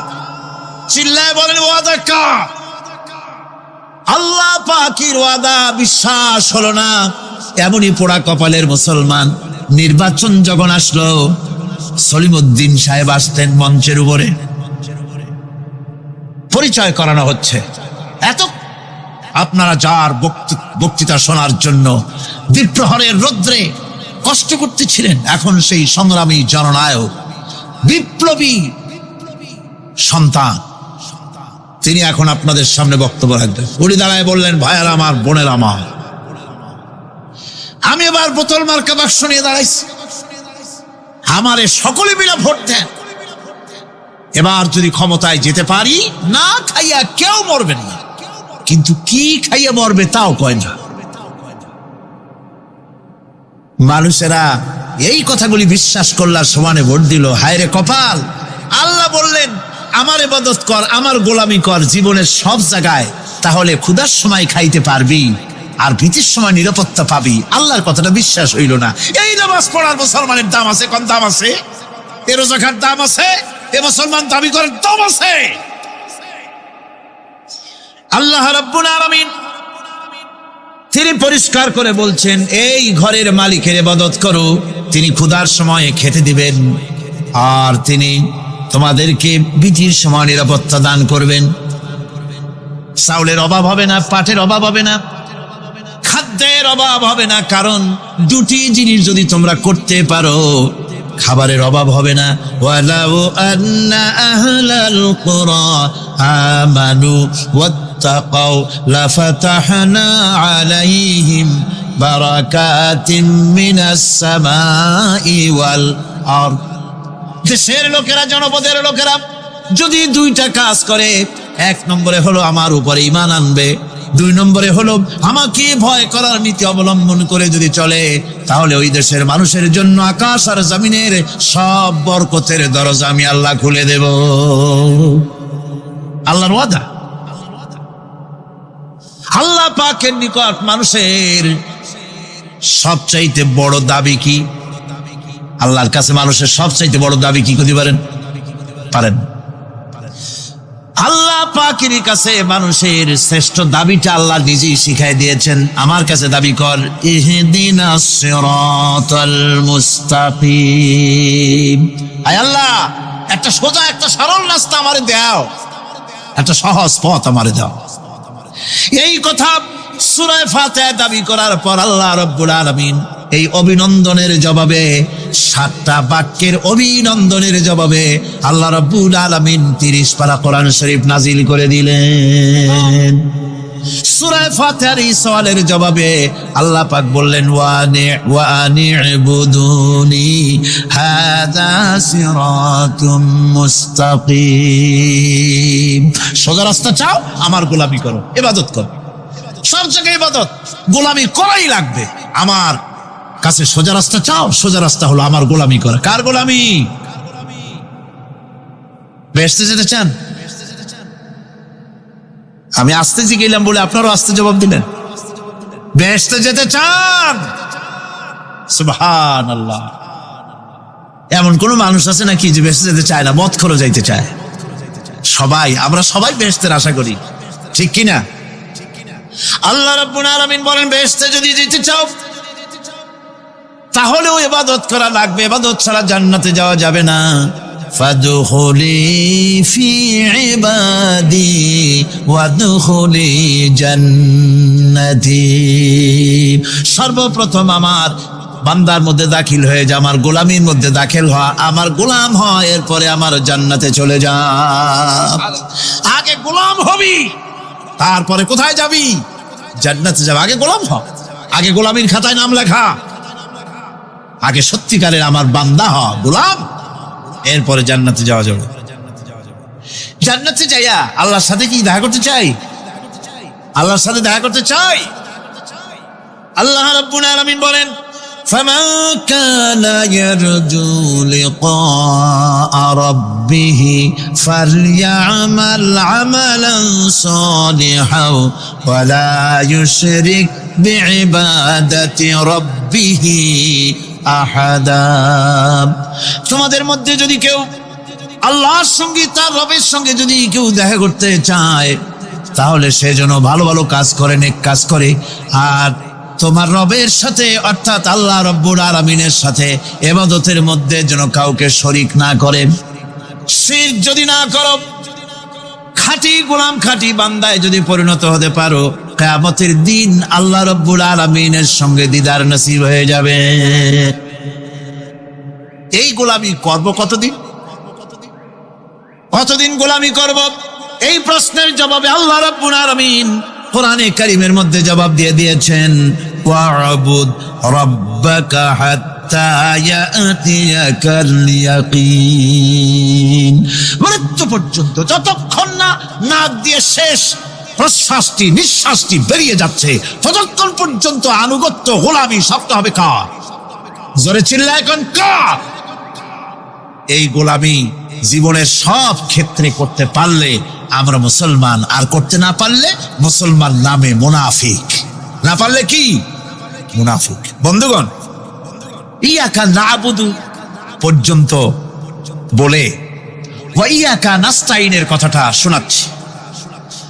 সূরা ফাতিহার ভিতরে আমরা পড়ি, পড়েন আমার সাথে, ইয়াকা নাবুদু ওয়া ইয়াকা নাস্তাইন। আয় আল্লাহ, একমাত্র তোমার গোলামি করি আর একমাত্র তোমার কাছে সাহায্য চাই। তুমি ছাড়া কারো কাছে সাহায্য? এটা কি ঠিক? এটা কি আমাদের মনের কথা, ইমানের কথা? আল্লাহ করুন, আল্লাহ করুন, বলি আমিন। হাদিস শরীফে বলা হয়েছে, ইজা সাআলতা ফাসআলিল্লাহ ওয়া ইজা ইসতাআনতা ফাসতাইন বিল্লাহ। কিছু চাইতে হলে আল্লাহর কাছে চাও, কিছু বলতে হলে, ভিক্ষা করতে হলে আল্লাহর কাছেই ভিক্ষা করো। কার কাছে ভিক্ষা করবেন? আল্লাহর কাছে বলুন। আমার বন্ধুগণ, আমি আমার ঈমান থেকে কথা বলি, আমি আমার ঈমান থেকে কথা বলি। কোরআন এবং হাদিস পড়ে যতটুকু আল্লাহ বোঝার তৌফিক দিয়েছেন, সেই কথাগুলি পেশ করার জন্য চেষ্টা করি। বন্ধুগণ, এদিক ওদিক কোনো দিকে না ঘুরে মসজিদে যান, মসজিদে গিয়ে নামাজ পড়েন, আর আল্লাহর কাছে হাত পেতে আল্লাহরে বলেন। সেজদা গিয়া যখন রব্বুল আলামিনের দরবারে কিছু চাইবেন, হুজুরের কাছে জিজ্ঞেস করা হয়েছে, হুজুর, বান্দা কখন আল্লাহর নিকটবর্তী হয়ে যায়? আল্লাহর নবী বলেছেন, বান্দা যখন সেজদা দেয় তখন বান্দা একেবারে আল্লাহ পাকের কাছে চলে যায়। আল্লাহর কাছে চান, যা দরকার, ছেলে নাই, মেয়ে নাই, বউ নাই, অথবা চাকরি নাই, প্রমোশন চাই, ব্যবসায় উন্নতি চাই, যা দরকার কাকে বলবেন? মনটাকে পরিষ্কার করুন, আজকে মনটাকে সাফ করুন, সমস্ত দুর্বলতা থেকে মনকে উঠায় আনো, বিশ্বাস করুন, যা চাওয়ার, যা বলার সবটা আল্লাহর কাছে। কার কাছে? আমি তার গোলাম। আমি কার গোলাম? আল্লাহ ছাড়া কারো কাছে আমার অভিযোগ তুলবো না, সবটা বলবো আল্লাহর কাছে। বলে দেখেন আল্লাহ পাক কিভাবে আপনাকে সাহায্য করেন। সুবহানাল্লাহ। ভাইরা আমার, আল্লাহ রাব্বুল আলামিন রাসূল করিম সাল্লাল্লাহু আলাইহি ওয়াসাল্লামকে বলেছেন, ফাইদা ফারাগতা ফানসাব ওয়া ইলা রাব্বিকা ফারগাব। যখন তুমি খালি হাত হয়ে যাবে, দাঁড়িয়ে যাবে এবং তোমার রবের কাছে মিনতি জানাবে, কিছু যখন থাকবে না, তোমার রবের কাছে দাঁড়ায় যাও আর তার কাছে মিনতি জানাও, তোমাকে আল্লাহ ভরপুর করে দিবেন। ভান্ডের কোনো অভাব নাই। আমাদের ভান্ড হচ্ছে যত দেব তত কমবে, আর আল্লাহর ভান্ড যত দেয় তত সমান সমান থাকে, মোটেই কমে না। সুতরাং দয়াল বাবা চান, কেবলা চান বাবা, কি যে কবে আর কি করবে দিশা করতে পারে না। গান বাজনা, তারপরে গোসল শরীফ, কি জানি হাবিজাবি শরীফ, কোন শেষ নাই, বেদাত দিয়ে ভরে গেছে। এগুলি বিশ্বাস করবেন না। বিদআত খারাফা, এর সাথে মুসলমানের কোনো সম্পর্ক নাই। গান বাজনার সাথে মুসলমানের কোনো সম্পর্ক। হাতে কতগুলো ঢোল নিয়ে তারপরে মাজারের কাছে গিয়ে ঢোল বাজায়, কবরের কাছে মাথায় কতগুলো চুল, দাঁতে ময়লা, মোষগুলা ঠোঁট দুইটা ঢাইকিয়া দাড়ির কাছে এসে পড়ছে। হায় হায় রে, এই রকমের মোষ আমি মাঝে মধ্যে চিন্তা করি যে দই খায় কেমনে এরা। গাঁজা মদ খাইয়া এগুলো মাজার মধ্যে গিয়ে পড়ে থাকে, আর কি জানি আছে ওইটারে ঘষে এলো আর বলে মদিনা যাব কেমনে, মদিনা যাব কেমন। তুই মদিনা যাবি কেমনে? মদ খেয়ে গাঁজা খেয়ে তুই যাবি মদিনা? একটা কথা হইলো? তোর নাপাক কদম আল্লাহ পাকের আরতে মুকাদ্দাসে উঠতে পারে না। বদকার, জিনাকার, শারাবি, কাবাবি, আল্লাহ পাকের নাফরমান। কতগুলা শালু কাপড় গায়ে দিয়া মাথায় কতগুলা চুল রাখিয়া তারপরে গ্রামের নামে শরীফ। আশ্চর্য কথা, এই গ্রামের নাম শরীফ, ওই গ্রামের নামের মাথায় গিয়া শরীফ। শরীফ তো মক্কা শরীফ, মদিনা শরীফ, কোরআন শরীফ, হাদিস শরীফ। আর শরীফের দরকার নাই। শরীফের জাত মারছে গ্রামে গ্রামে শরীফ লাগাইয়া। কর্ণফুলী শরীফ, চন্দ্রঘোনা শরীফ। আশ্চর্য কথা। শরীফ শব্দের একটা ইজ্জত থাকা উচিত, ঠিক কিনা কন? আপনাদেরকে সতর্ক হতে হবে। আনুগত্য এবং গোলামি সকল ব্যাপারে আল্লাহ পাকের করতে হবে। চাইতে হবে কার কাছে? আল্লাহর কাছে। আমার এই কথা আপনাদের মনে আছে কিনা জানি না। সম্রাট শাহজাহানের সময় এক ফকির, এক ভিক্ষুক ভিক্ষা করে বেড়াতো। 70-80 বছর বয়স হয়ে গিয়েছে। এক লোক বলছে, সারা জীবন তো তোমার ছোটবেলা থেকে ভিক্ষা করতে দেখলাম। সে বলল, মানুষে দেয় তো 2 পয়সা 1 পয়সা, ভিক্ষা ছাড়া করবোটা কি? লোকটি বলল, তোমার একটা পরামর্শ দেই। একদিন সম্রাটের কাছে গিয়ে যে দেখো, একবারে যা দেবে খাইয়া কুলাইতে পারবে না। সম্রাট শাহজাহান কোথায় আছে এখন? দেখো গিয়া মসজিদে আছে। লোকটি মসজিদের বাইরে গিয়ে দেখে সম্রাট একা হাত তুলে বসে আছে। চোখ থেকে পানি পড়তেছে দর দর করে, দাড়ি ভিজে জামায় পড়তেছে। বহুক্ষণ দাঁড়িয়ে আছে। এরপরে সম্রাট তার মুনাজাত শেষ করে বেরিয়ে আসছেন। ফকিরের সঙ্গে দেখা। ফকির বলল, আসসালামু আলাইকুম। তিনি বললেন, ওয়ালাইকুম আসসালাম ওয়া রাহমাতুল্লাহ। ফকির রওনা করেছে। বাদশা বলছে, তুমি তো একজন ভিক্ষুক মানুষ বলি মনে হয়, আমার কাছে তো কেউ কিছু না চাইয়া যায় না, তুমি যে কিছু না চেয়েই চলে যাচ্ছ। ভিক্ষুক বলছে, জাহাপানা, সত্যি কিছু চাইতে এসেছিলাম আপনার কাছে, কিন্তু আপনার অবস্থা দেখে আমার জ্ঞানের চোখ খুলে গেছে। আমি দেখতে পেলাম আমি যে সম্রাটের কাছে ভিক্ষা চাইতে আসলাম, আমি তো শুধু তাকায় আছি, আমি তো কান্দি না, বরং আমি যার কাছে চাইতে এসেছি তিনি আমার চাইতে আরো নগণ্য ভিক্ষুকের মতো হয়ে কার কাছে যেন হাত পেতে চোখের পানি ফেলে কান্দে। মনে মনে ভাবলাম, সম্রাট কান্দে যে সম্রাটের কাছে, ওই আল্লাহ সারা জীবনে কারো কাছে কিছু চাইব না। আল্লাহর কাছে চাওয়ার অভ্যাস করুন, তিনি দিতে পারেন, সবকিছু তার আছে। এই বিশ্বাস মনের ভিতরে জমাতে হবে, তাহলেই সত্যিকারের মুসলমান আমরা হব। আল্লাহ পাক সত্যিকারের গোলাম আমাদেরকে বানাবেন, আমরা বলি আমিন। মুনাফিকদের আরেকটা চরিত্র হলো, তারা যদি আজান শুনতে পায় না, আজান এবং নামাজ সম্পর্কে তারা কটূক্তি করে, আজান এবং নামাজ সম্পর্কে তারা কটূক্তি করতে থাকে। এটা হলো মুনাফিকদের আরেকটা চরিত্র। আল্লাহ রাব্বুল আলামিন বলেন, وَإِذَا نَادَيْتُمْ إِلَى الصَّلَاةِ اتَّخَذُوهَا هُزُوًا وَلَعِبًا। যখন আজান তারা শোনে, যখন নামাজের দিকে তখন তাদেরকে ডাকা হয়, তখন তারা ঠাট্টা করে, বিদ্রুপ করে। আরেকটি চরিত্র হলো, সমাজের ভিতরে অশ্লীলতা বাড়াবার জন্য তারা প্রচেষ্টা চালায়। ইন্নাল্লাযীনা ইউহিব্বুনা আন তাশিআল ফাহিশাতু ফিল্লাযীনা আমানু লাহুম আযাবুন আলীম। ঈমানদার লোকদের মধ্যে অশ্লীলতা এরা বেশি করে ছড়াবার জন্য চেষ্টা করে, মানুষকে দুশ্চরিত্র বানাবার জন্য তারা চেষ্টা করে। এইভাবে করে রেডিওর মাঝে, সিনেমার ভিতরে, গানের মাধ্যমে, যাত্রার মাধ্যমে, পত্রপত্রিকার মাধ্যমে নানান ভাবে চেষ্টা চালায় যাতে করে মুসলমানদের মধ্যে চরিত্রহীনতা বাড়তে থাকে, শয়তানি বদমাশি বাড়ে, মানুষ চরিত্রবান হতে পারে এমন কিছু প্রদর্শিত হবে না, বরং প্রদর্শিত হবে মুনাফিকরা চেষ্টাই চালাবে যাতে করে মানুষের দ্বীন ও ঈমান নষ্ট হতে পারে, সেগুলি তারা করতে থাকবে। এগুলি হলো মুনাফিকের চরিত্র। এগুলি কি চরিত্র? পাপের কাজ যদি দেখে তড়িৎ গতিতে ওরা ঝাঁপিয়ে পড়ে। কোরআনে কারিমে রব্বুল আলামিন বলেন, وَتَرَى كَثِيرًا مِّنْهُمْ يُسَارِعُونَ فِي الْإِثْمِ وَالْعُدْوَانِ।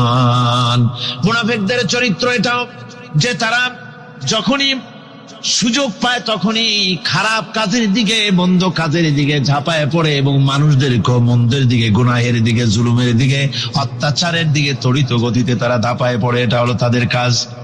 মুনাফিকদের আরেকটা চরিত্র হচ্ছে, তারা যদি নামাজ পড়তে দাঁড়ায়, নামাজ তারা পড়ে মানুষকে দেখাবার জন্য, আল্লাহকে খুশি করার জন্য মুনাফিকরা নামাজ পড়ে না। কোরআনে কারিমে বলা হচ্ছে, ওয়াইদা কামু ইলাস সালাতি কামু কুসালা ইউরাউনান নাস। মুনাফিকদের চরিত্র হচ্ছে তারা নামাজে যায় না, যদি যায় তাহলে নামাজের মধ্যে দাঁড়ায় কাহিনী এবং চুস্তি অবস্থায়, নামাজের মধ্যে দাঁড়ায় ইদিক উদিক তাকায়, টুপিটা ঠিক করে, জামাটায় টান দেয়, বগলে চুলকায়, তারপরে নামাজের মধ্যে ইমামকে সতর্ক করে। ইমাম যদি তাশাহুদ পড়তে দেরি করে, ওর নিজের পড়া আগে হয়ে গেছে, ইমাম একটু দেরি করতেছে, তো পিছন থেকে সিগন্যাল মারে।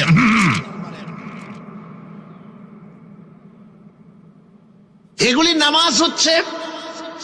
আল্লাহ পাক বলছেন, ইউরাউনান নাস, এরা মানুষকে দেখাবার জন্য নামাজ পড়ে, এগুলি আসল নামাজ নয়, এগুলি আসল নামাজ নয়, আল্লাহকে সন্তুষ্ট করার জন্য নয়, এগুলি মানুষকে দেখাবার জন্য তারা নামাজ পড়ে।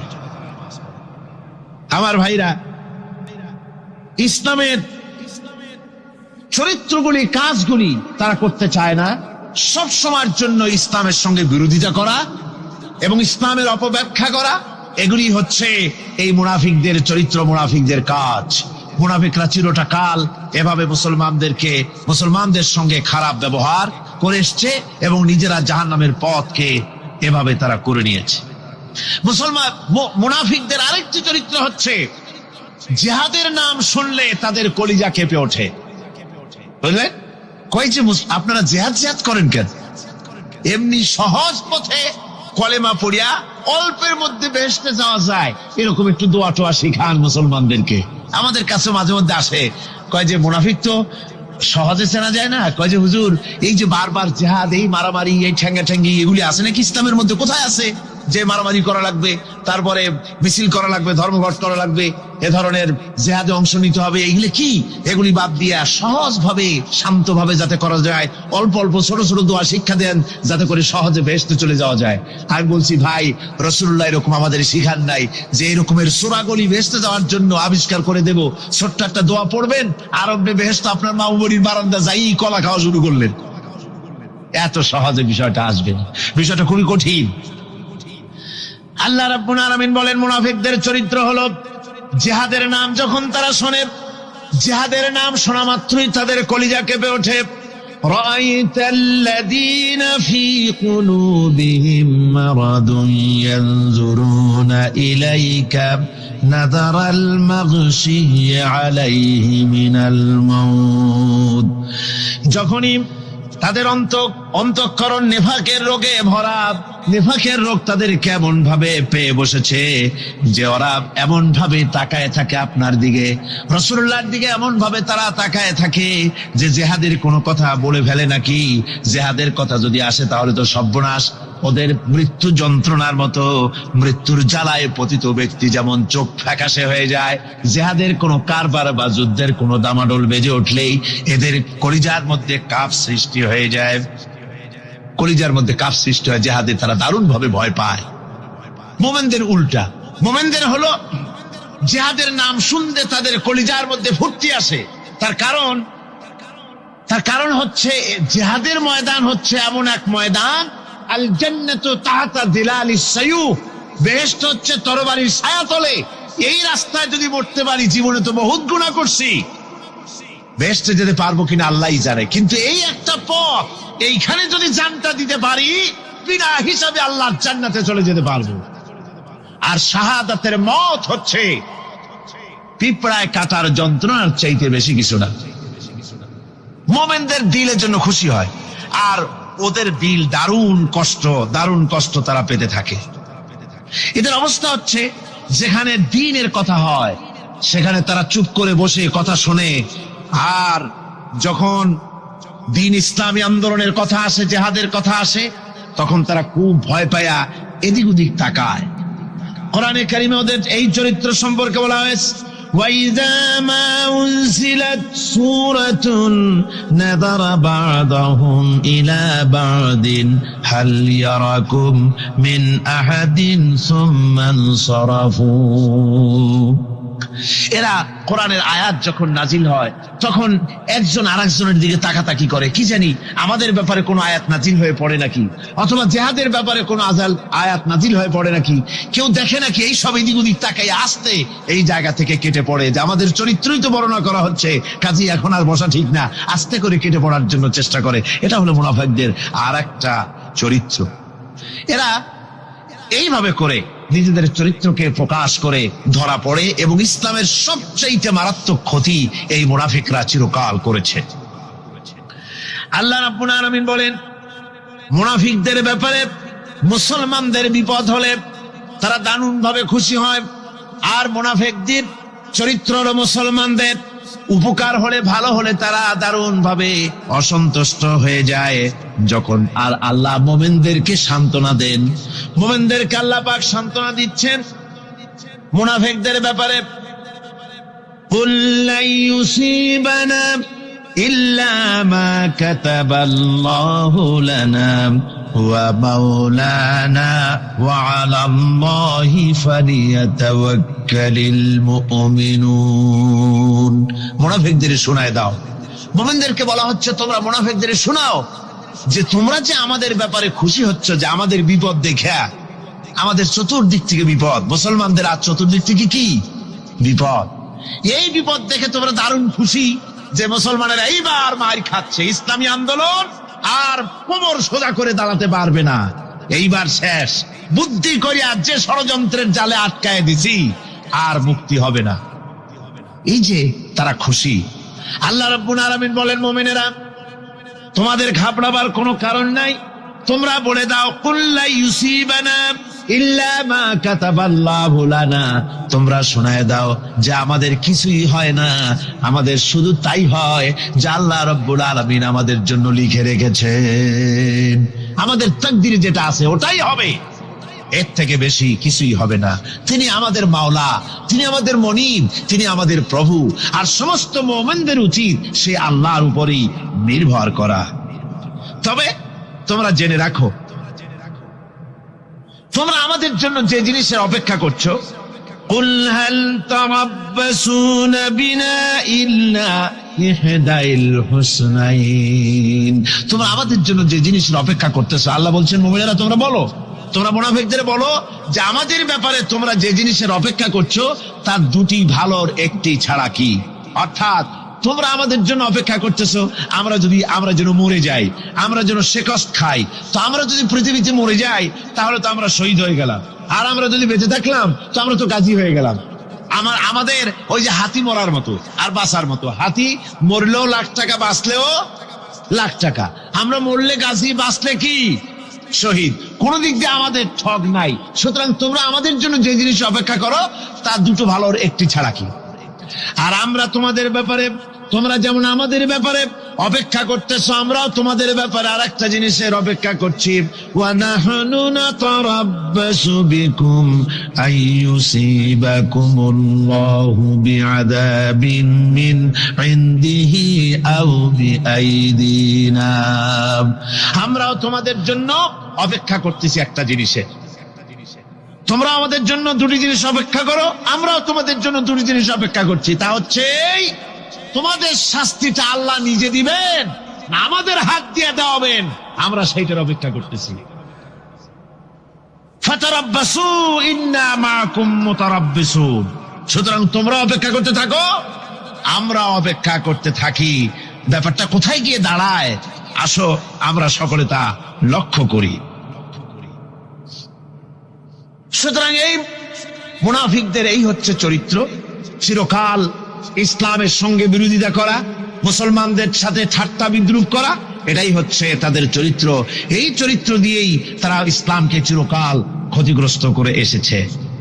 রাসূল পাক সাল্লাল্লাহু আলাইহি ওয়াসাল্লাম এই মুনাফিকদের সম্পর্কে বলেছেন যে মুনাফিকরা হচ্ছে ইদা হাদা গাদারা, যখন তারা ওয়াদা করে সে ওয়াদাকে তারা খেলাফ করে। এটা হচ্ছে মুনাফিকদের একটা চরিত্র। তারপরে তাদের কাছে কোনো জিনিস আমানত রাখলে, ইদা উত্তুমিনা খানা, যখন আমানত রাখা হয় সে আমানতের তারা খিয়ানত করে। তারপরে যখন তারা ঝগড়ায় লিপ্ত হয় তখন তারা পরস্পরকে গালাগালি করে।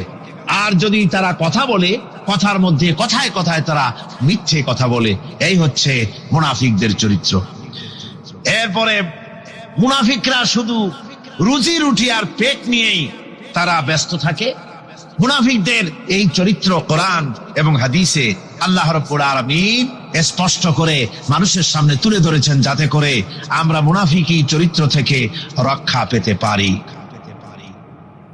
এই মুনাফিকদের সম্পর্কে সর্বশেষ কথা, আল্লাহ রাব্বুল আলামিন যেহেতু মুনাফিকরা ইসলামের সবচাইতে বেশি ক্ষতি করেছে, সেই জন্য আল্লাহ রাব্বুল আলামিন নবীকে বলেছেন যে আপনি যদি এদের ব্যাপারে ইস্তাগফির লাহুম আও লা তাস্তাগফির লাহুম ইন তাস্তাগফির লাহুম ৭০ মাররাতান ফালান ইয়াগফিরাল্লাহু লাহুম, আপনি যদি এদের জন্য ক্ষমা চান, আর ক্ষমা আপনি নাই চান, এমনকি ৭০ বারও যদি আপনি মুনাফিকদের জন্য আমি আল্লাহর কাছে ক্ষমা প্রার্থনা করেন, আমি আল্লাহ রব্বুল আলামিন মুনাফিকদেরকে ক্ষমা করে দেব না।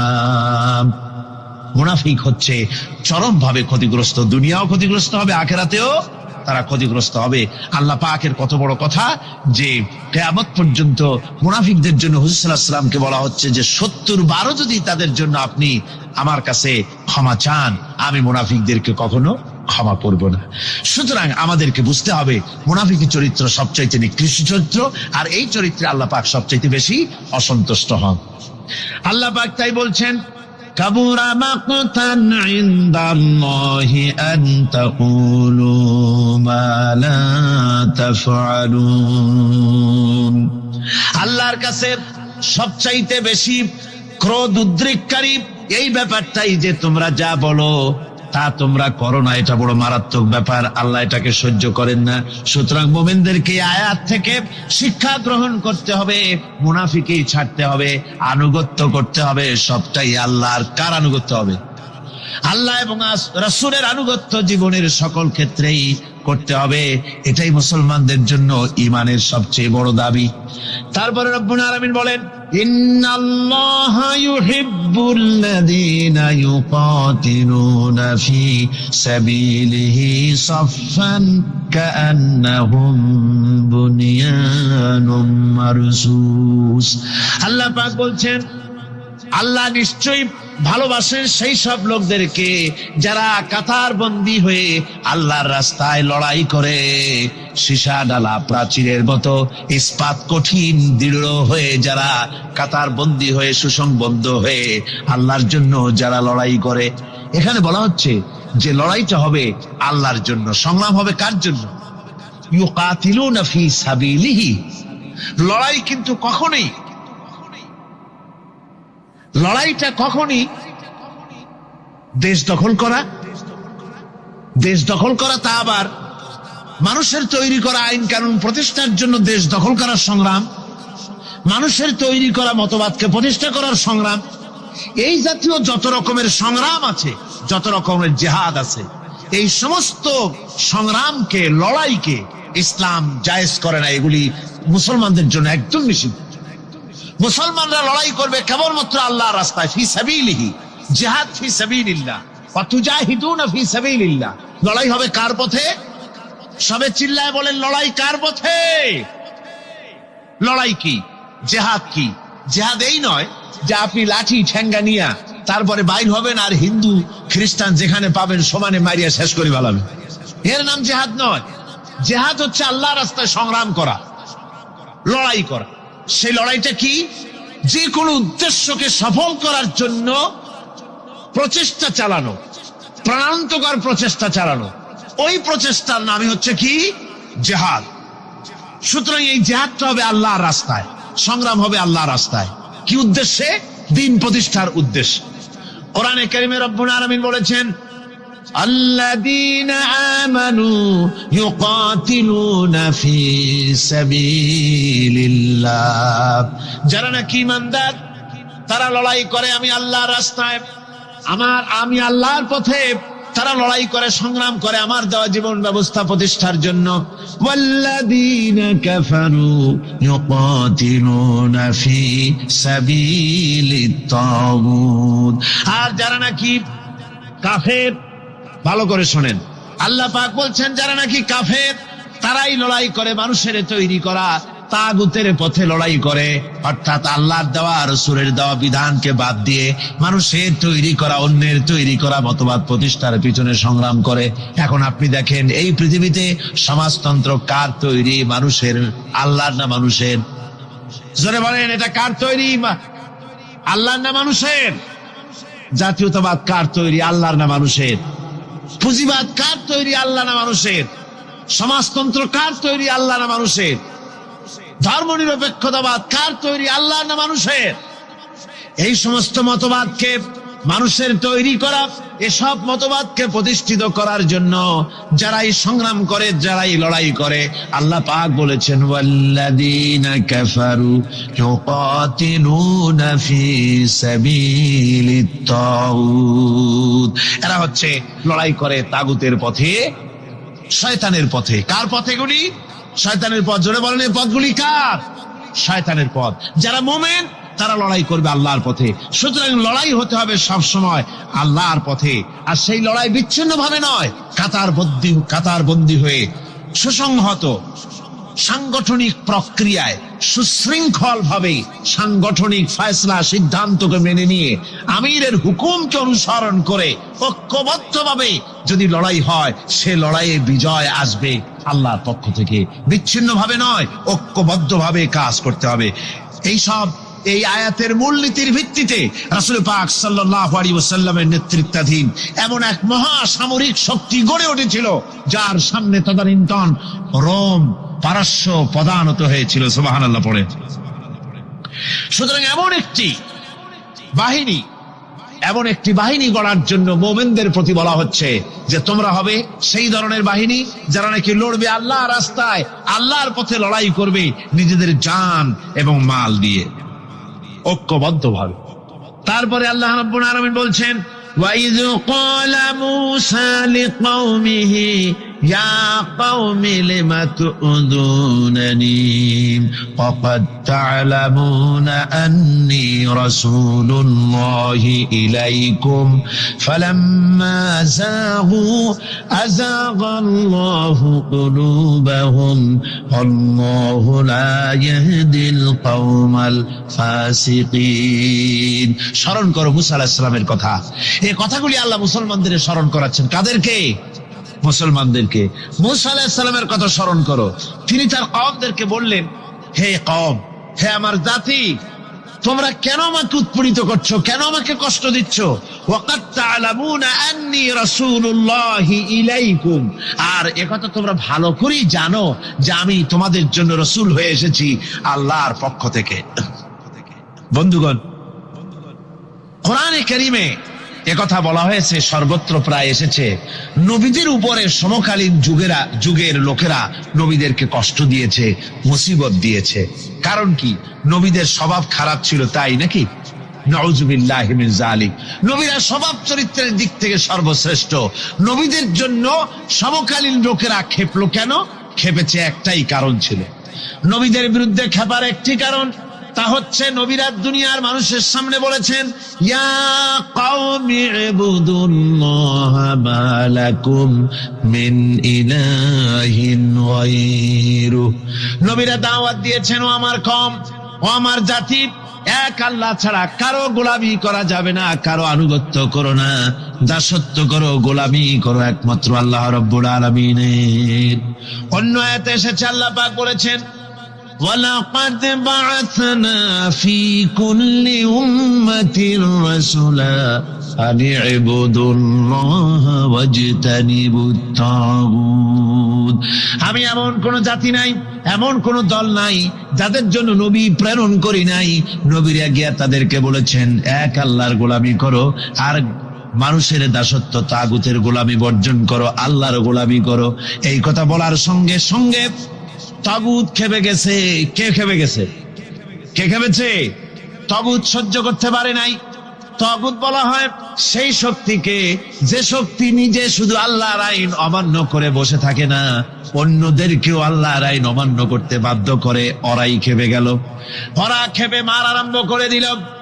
হযরতে মুসা আলাইহিস সালাম মার খেয়েছেন। হযরতে মুসা আলাইহিস সালাম, হযরত ঈসা আলাইহিস সালাম, ইব্রাহিম আলাইহিস সালাম, নূহ আলাইহিস সালাম, এমন কোন পয়গম্বর আছেন যিনি মার খান নাই? কোরআনে কারীম বলা হচ্ছে, ইয়া হাসরাতান আলাল ইবাদ মা ইয়াতিহিম মির রাসূলিন ইল্লা কানু বিহি ইস্তাহজিউন। আফসোস বান্দার উপরে, এমন একজন রাসূল পাঠাই নাই যার সঙ্গে সমকালীন যুগের লোকেরা ঠাট্টা করে নাই, বিদ্রুপ করে নাই, পাগল বলে নাই। এমন একজনও পাঠাই নাই। যাকেই পাঠিয়েছি তার সাথে সমকালীন লোকেরা ঝগড়া বিবাদ করেছে, মারধর করেছে, অত্যাচার করেছে। বিশ্বকবি, কবি সম্রাট আল্লামা ইকবাল রহমতুল্লাহ আলাইহি বলেছেন, সতীজা কা রহা है अजल से ताइमरोज, सतेजा का रहा है असल से ताइमरोज, चरागे मुस्तफा भी से शरारे बुलाबीज। মুস্তফার দ্বীপ শিখার সাথে, মুস্তফার দ্বীপ শিখার সাথে আবু লাহাবের অগ্নিস্ফুলিঙ্গের সংঘর্ষ চলে এসেছে। আবহমান কাল থেকে শুরু হয়েছে, আজও চলছে, কিয়ামত পর্যন্ত চলতে থাকবে। তবে কিনা আবু জেহেলের, আবু লাহাবের অগ্নিস্ফুলিঙ্গ নির্বাপিত হয়ে যাবে, আর মুস্তাফা সাল্লাল্লাহু আলাইহি ওয়াসাল্লামের দ্বীপ শিখা জ্বলতেই থাকবে, নিভে যাবে না। সুবহানাল্লাহ পড়ে, নিভে যাবে না। কারণ হচ্ছে আল্লাহ পাক বলেছেন, ইউরিদুনা লিইউতফিউ নূরাল্লাহি বিআফওয়াহিহিম ওয়াল্লাহু মুতিম্মু নূরিহি ওয়ালাউ কারিহাল কাফিরুন। কাফের বেঈমানেরা চায় মুখের ফু দিয়ে আমার আলোকে নির্বাপিত করে দেবে, আমার দ্বীনকে দুনিয়া থেকে মিটিয়ে দেবে। আল্লাহ পাক বলেন আমি আমার দ্বীনকে পূর্ণতা দান করব, জাত জমকের সাথে আমার দ্বীন দুনিয়ার বুকে প্রতিষ্ঠিত হবে। তাতে কাফেরদের কলিজার ভিতরে যতই জ্বালা যন্ত্রণা হোক না কেন, ওদের মনে যত কষ্ট হোক, ইসলাম প্রতিষ্ঠিত হবে। আল্লাহ বলেছেন, কে বলেছেন? আল্লাহ পাক, আমি আমার দ্বীনকে পূর্ণতা দান করব। সুতরাং কাফেররা বাধা দিল নবীদের। কারা বাধা দিল? কাফেররা। যারা বাধা দিল তারা সংখ্যায় 3 শ্রেণী। কয় শ্রেণী? ভালো করে মনে রাখেন। 3 শ্রেণীর লোকেরা নবীদেরকে বাধা দিয়েছে। মুসা আলাইহিস সালাম বলছেন, কেন আমাকে কষ্ট দিচ্ছ অথচ তোমরা জানো যে আমি আল্লাহর রাসূল? এই যে পয়গম্বরদেরকে বাধা দিল 3 শ্রেণীর লোকেরা। কারা দিল? 3 শ্রেণীর লোকেরা দিল। প্রথম শ্রেণী হচ্ছে রাষ্ট্র শক্তি। প্রথম কারা? 2 নম্বরে বাধা দিল বিত্তশালী, যাদের টাকা আছে, পয়সা আছে, বড় লোক। এই বিত্তশালী ধনাঢ্য ব্যক্তি হলো 2 নম্বর।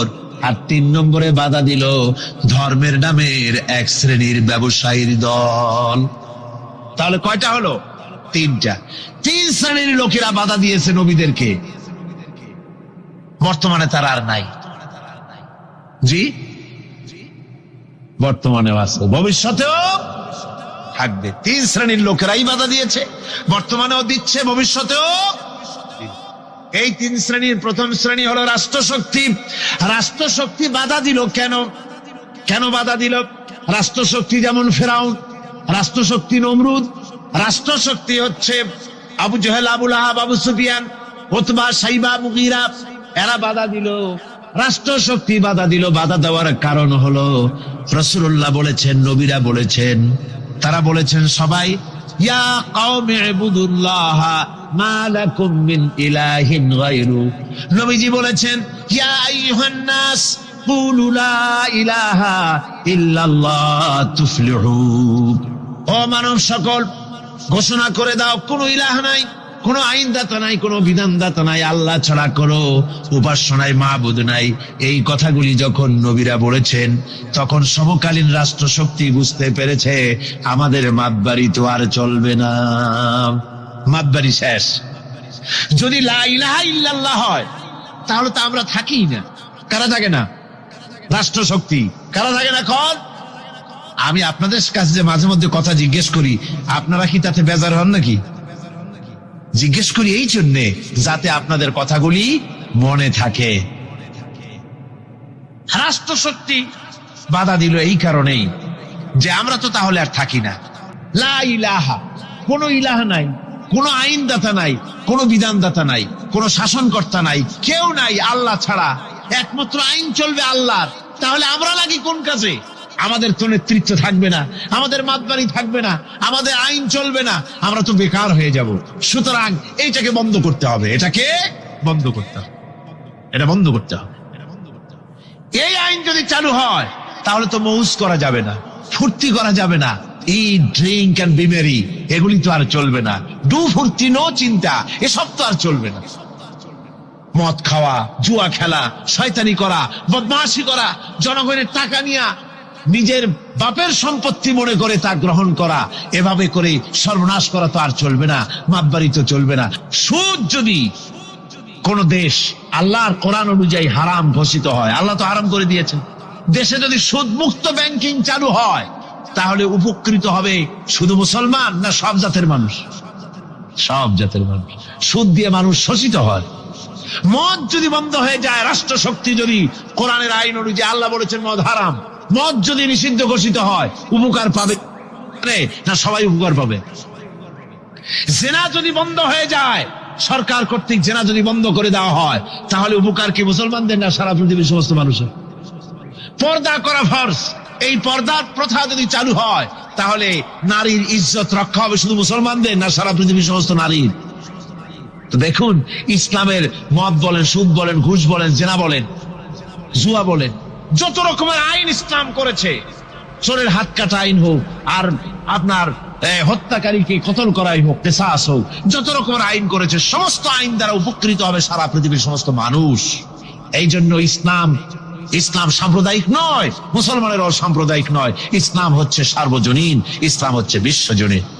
আজকে রাষ্ট্রশক্তি পয়লা নম্বরেই বাধা দেয় তাদের ক্ষমতাকে টিকিয়ে রাখার জন্য, ক্ষমতাকে কক্ষিগত করার জন্য হারাম ভাবে, অবৈধভাবে সরকারের জনগণের মালকে, সম্পদকে ভক্ষণ করার জন্য নিজেদের ফুর্তি, নিজেদের মনের চাহিদা, নিজেদের নফস এবং প্রবৃত্তি অনুযায়ী চলার জন্য তারা এই নিজেদের ক্ষমতাকে টিকিয়ে রাখার জন্য ইসলামকে চিরকাল তারা বাধা দিয়ে এসছে।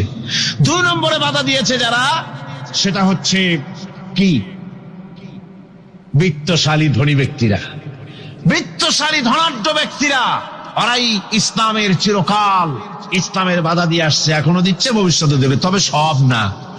ধনী হযরত ওসমান রাদিয়াল্লাহু তাআলা আনহু ধনী ছিলেন, ওই রকম ধনী ব্যক্তি এখনো আলহামদুলিল্লাহ কিছু কিছু আছে যারা হযরত ওসমান রাদিয়াল্লাহু তাআলা আনহুর মতো দুহাতে সম্পদ বিলায় দেয়, নাম কামাবার জন্য না, আল্লাহর রাস্তায় দিয়ে দেয়। আছে না 2-1 জন? আছে, সমাজে আছে। কিন্তু অধিকাংশ বিত্তশালী ব্যক্তিবর্গ তারা বাধা দেয় ইসলামকে। বাধা দেয় কেন? বাধা দিয়েছিল মুসা আলাইহিস সালামের জামানায়, হুজুরের জামানায় উমাইয়া বাধা দিয়েছিল। এভাবে করে প্রত্যেক যুগে বড় বড় ধনীরা তারা ইসলামকে বাধা দেয়। তাদের আল্লাহ তাদের টাকা দিয়েছে, পয়সা দিয়েছে, অবৈধভাবে তারা পয়সা নিজেরা উপার্জন করেছে। এই পয়সা দিয়ে তারা সাহায্য করে বাতিলকে, ইসলামকে সাহায্য করে না, ইসলামকে সাহায্য করে না। বাতিলকে অমুক দলের নেতা আসবে, অমুক দলের অমুক আসবে, 50,000 টাকা দিয়ে দেয়, 50,000 টাকা, 2 লাখ টাকা, 5 লাখ টাকা, অমুকের ইলেকশন তো দিয়ে দিল 5 লাখ, 10 লাখ, 20 লাখ, কোটি খানেক টাকা দিয়ে গেল, 2-3 কোটি দিয়ে দিল। কিন্তু ইসলামের কোরআনের মাহফিল হবে, তাফসীর হবে, 5টা টাকা বাইরেতে কলিজাটা ছটফট করতে থাকে এইসব লোকে, ঠিক কিনা কর? ইসলামের জন্য কাজ হবে, ইসলামের জন্য কোন প্রোগ্রাম হাতে নেওয়া হয়, অথবা ইসলামের জন্য নির্বাচন হচ্ছে, এই ধরনের যত রকমের প্রক্রিয়া আছে, এই প্রক্রিয়াগুলি করতে গেলে পরে তখন তাদের থেকে টাকা বের হতে চায় না, বাতিলকে সাহায্য করে চূড়ান্ত ভাবে, আর ইসলামকে দিতে চায় না। তার কারণ ইসলাম যদি ক্ষমতায় যায় তাহলে অবৈধ পন্থায় যেসব টাকা রোজগার করা হয়েছে এই পথগুলি বন্ধ হয়ে যাবে। তাই তাদের ভয় ইসলামের প্রতি, যেগুলি পথ যদি বন্ধ হয়ে যায় তাহলে তো আমাদের ফুর্তি আর চলবে না, মৌত চলবে না, জিনা ব্যভিচার চলবে না, শয়তানি বদমাশি চলবে না। সেই জন্য তাদের টাকা দিয়ে তারা ইসলামকে দুহাতে ঠেকাবার জন্য তারা প্রচেষ্টা চালায়। কথা বুঝতে পেরেছেন? এরপরে 3 নম্বরে যারা বাধা দেয় তারা হলো ধর্মের নামের এক শ্রেণীর ব্যবসায়ীর দল, ধর্মের নামের এক শ্রেণীর ব্যবসায়ী দল। এরা হচ্ছে আল্লাহ রাব্বুল আলামিন কোরআনে কারীমের মধ্যে বলেছেন, ইয়া আইয়ুহাল্লাযীনা আমানু ইন্না কাসীরাম মিনাল আহবারি ওয়ার রুহবানি লায়াকুলুনা আমওয়ালান নাসি বিল বাতিল ওয়া ইয়াসুদ্দুনা আন সাবিলিল্লাহ। আল্লাহ রাব্বুল আলামিন বলেন, বিশ্বাসীরা শোনো, আরেক দল লোক হচ্ছে যারা আহলে কিতাবের এক শ্রেণীর পীর দরবেশ আলেম জাতীয় এক শ্রেণীর লোক, যারা নাকি আহবার এবং রহবান, কোরআনের পরিভাষায় বলা হয়েছে এদের কাজ হলো মানুষের মালকে, সম্পদকে বাতিল পন্থায় ভক্ষণ করা। নিজেদেরকে জনগণের সামনে এভাবে পেশ করে যে তারাই যেন বেহেশতের এজেন্ট, তাদেরকে খুশি করতে পারলেই আল্লাহ খুশি হয়ে যাবে।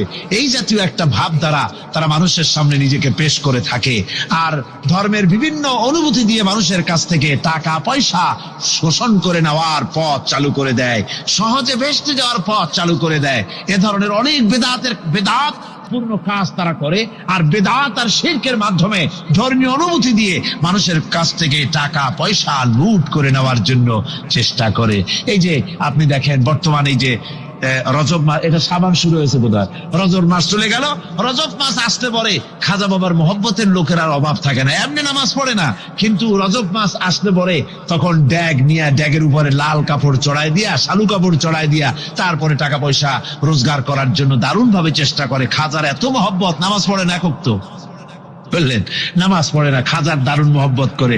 আসলে তো খাজার মহব্বত না, আসল ব্যাপারটা হচ্ছে ইয়া খাজা কুস্তু আজা পেট তো ভর যা, নিজের পেট ভরার জন্য, নিজের টাকা পয়সা লুটতরাজ করার জন্য এইভাবে করে তারা খাজার মহব্বত হিসেবে নিজেকে পেশ করে। এইভাবে কেউ মাজার দিয়া, কেউ ওরস দিয়ে, কেউ এই ধরনের নানান রকমের বিদআতপূর্ণ কাজ করে করে জনগণের কাছ থেকে টাকা পয়সা বাতিল পন্থায় ভক্ষণ করে। আল্লাহ পাক বলছেন শুধু বাতিল পন্থায় জনগণের মালকে ভক্ষণ করে যদি বসে থাকতো তাও একটা হতো, তাও না। ওয়াসুদ্দুনা আন সাবিলিল্লাহ, বাতিল পন্থায় জনগণের মাল ভক্ষণ করে, এটা হলো এক। দুই নম্বরে সব সময় তারা ইসলামী আন্দোলনকে বাধা দেয়। ইসলামের পথে, আল্লাহর পথে সব সময় ফতোয়া দিয়ে, ফতোয়াবাজি করে তারা ইসলামের আন্দোলনের পথে লোকেরা যেন যাইতে না পারে, ইসলামী আন্দোলনে শরীক হতে না পারে, সেজন্য আপ্রাণ প্রচেষ্টা করতে থাকে এই শ্রেণীর লোকেরা। এই তিন শ্রেণীর লোক ইসলামকে চিরকাল বাধা দিয়ে এসেছে। তাই আমি আজকে আপনাদের সামনে এই কথাই বলতে চাই যে আল্লাহ রাব্বুল আলামিন কোরআনে কারীমের এই সূরাটির এই আয়াতগুলির মধ্যে পরিষ্কার করে আমাদের সামনে বলে দিলেন যে মুনাফিকি বর্জন করতে হবে। এক নম্বরে কি? মুনাফিকি বর্জন করতে হবে। মুনাফিকি মারাত্মক রোগ, সেই রোগগুলি সম্পর্কে আমি আপনাদের সামনে আলোচনা করেছি। দুই নম্বরে বলা হয়েছে আল্লাহ ঘৃণিত, সর্বাধিক ঘৃণিত ব্যক্তি আল্লাহর কাছে মুনাফিকরা। সর্বাধিক ঘৃণিত কারা? মুনাফিকরা। আর সবচাইতে আল্লাহ ভালোবাসেন কাদেরকে? যারা নাকি কাতারবদ্ধভাবে আল্লাহর রাস্তায় লড়াই করে আল্লাহর দ্বীন প্রতিষ্ঠার জন্য, তারা হলো আল্লাহ সবচাইতে বেশি প্রিয়। আর তিন নম্বরে আজকের আলোচনায় আসলো যে নবীদেরকে যেভাবে জ্বালা যন্ত্রণা দিয়েছে কাফের বেঈমানেরা, ওই জ্বালা যন্ত্রণার সিলসিলা চলতেছে, চলবে। তবে মনে রেখো, বনী ইসরাঈলেরা যেভাবে মুসা আলাইহিস সালাম, ঈসা আলাইহিস সালামকে বাধা দিয়ে যেভাবে বিপদগ্রস্ত হয়েছে, তোমরা মুসলমানেরা যদি নবীদেরকে এভাবে নির্যাতন করো, তোমাদেরকেও নির্যাতিত হতে হবে। আল্লাহর গজব তোমাদের উপরেও আসবে। এখন আমি মোনাজাত করব। মোনাজাতের জন্য দাঁড়ানো ভাইরা বসেন। এই যে দাঁড়ানো ভাই যত আছেন, ডানে বামে সমস্ত মুসলমান মাহফিলের মাঝখানে যারা দাঁড়ায়ছেন, সব বসুন। এক মুহূর্তের ভিতরে বসে পড়ুন। মোনাজাতে শরীক হন সমস্ত মুসলমান ভাইরা, যার যার জায়গায় বসে মোনাজাতে শরীক হয়ে যান। মোনাজাতের পর আজান হবে, এশার নামাজ বা জামাত আপনারা আদায় করে যাবেন। এত বড় জামাত যেন কেউ নষ্ট করবেন না। আপনাদের মাহফিলে আসা, বসা, শোনা সবটাই বরকতপূর্ণ হবে যদি জামাতে নামাজ আদায় করে যান। আর জামাত ছেড়ে যাওয়া, এটা কোরআনে কারীমের মাহফিলে শুনতে এসে জামাত না পড়ে যাওয়া, এটা একটা দারুণ বেবরকতি হবে। আমি আশা করব আপনারা কেউ জামাত ছেড়ে যাবেন না। উজুর ব্যবস্থা দেওয়া আছে বোধহয়? উজুর ব্যবস্থা আছে। উজু না থাকলে উজু করে নেবেন।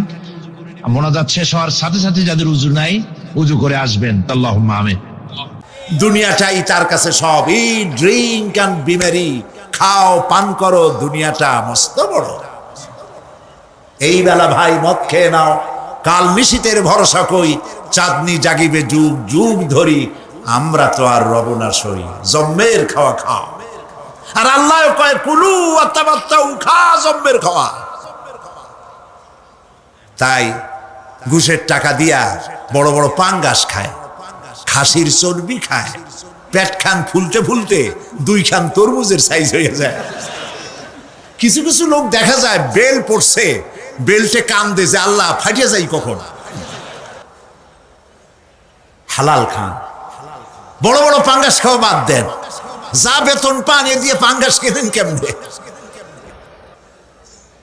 বিশাল পাঙ্গাসের চর্বি, খাসির চর্বি, এগুলো জম্মের মতো খাবেন, হার্টের ভিতরে করোনারি আর্টারি গুলি চর্বি দিয়ে ব্লক হয়ে যাবে। 2 দিন পরে অ্যানজাইনা শুরু হবে, হার্টের বেদনা, তারপরে বাইপাস অপারেশন।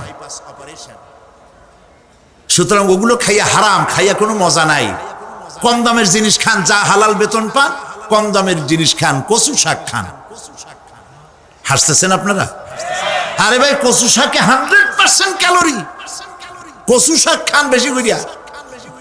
বিদেশি আপেল, আপেল তো আমার দেশে হয় না, বিদেশি আপেল বেশি না খাইয়া দেশের পেয়ারা খান। 2টা আপেলের সমান 1টা পেয়ারা। কোক 7 আপ ইহুদিদের পণ্য না খাইয়া 1টা ডাব খান। আর বড় সাইজের পাঙ্গাস না খাইয়া চেলা, পুটি, মলা, ডলা, কাসকি, আর কি কয় বলেন, কি ময়নাটিয়া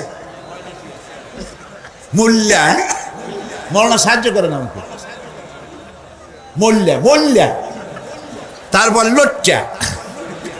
জি, এগুলো খান, কি হবে? এগুলোর মধ্যে রয়েছে ফসফরাস, খাইলে পরে চোখের দৃষ্টি বাড়তে থাকবে, হার্ট অ্যাটাক করবে না, স্বাস্থ্য ভালো হবে। স্বাস্থ্য ভালো হওয়ার অর্থ পেটটা বিশাল আকারে হওয়া না, পেটটা ছোট হওয়া, সিনাটা চওড়া হওয়া, এইটার নাম স্বাস্থ্য ভালো। সেই জন্য আল্লাহ রাব্বুল আলামিন এই পৃথিবীতে মানুষগুলিকে সুন্দর করে সৃষ্টি করে তার খাওয়া চলা ফেরা ওঠা বসা সব কিছুকে একটি নিয়মতান্ত্রিক পদ্ধতিতে পরিচালিত করেছেন।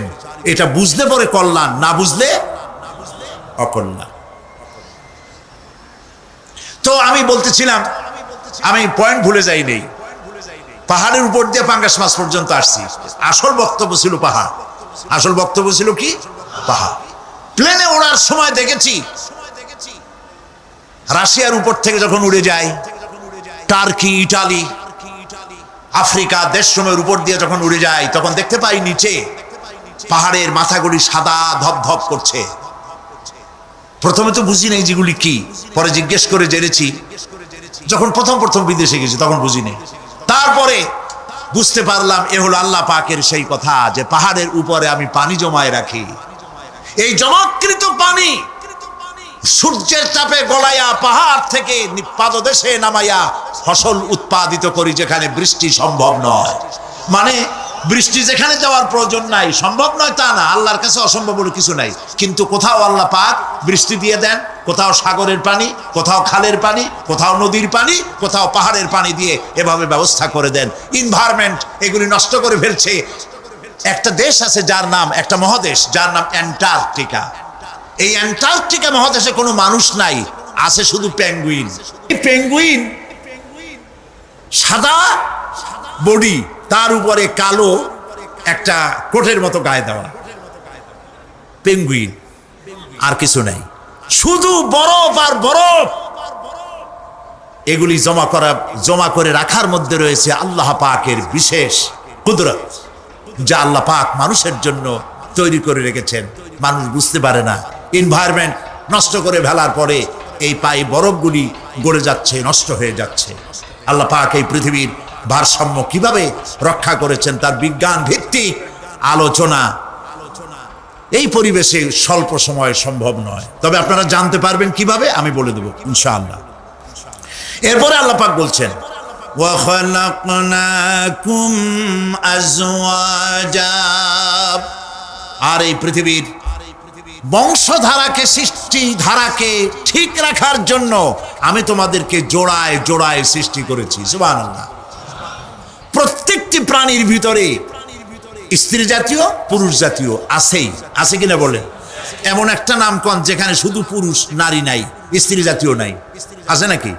নাই। বংশধারা বৃদ্ধি করার জন্য প্রত্যেকটি প্রাণী আল্লাহ পাক বলছেন জোড়ায় জোড়ায় বানাইছি, তোমাদেরকেও আমি জোড়ায় জোড়ায় বানিয়েছি।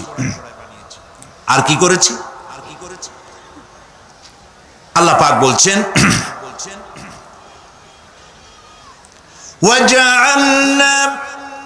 وَجَعَلْنَا نَوْمَكُمْ سُبَاتًا।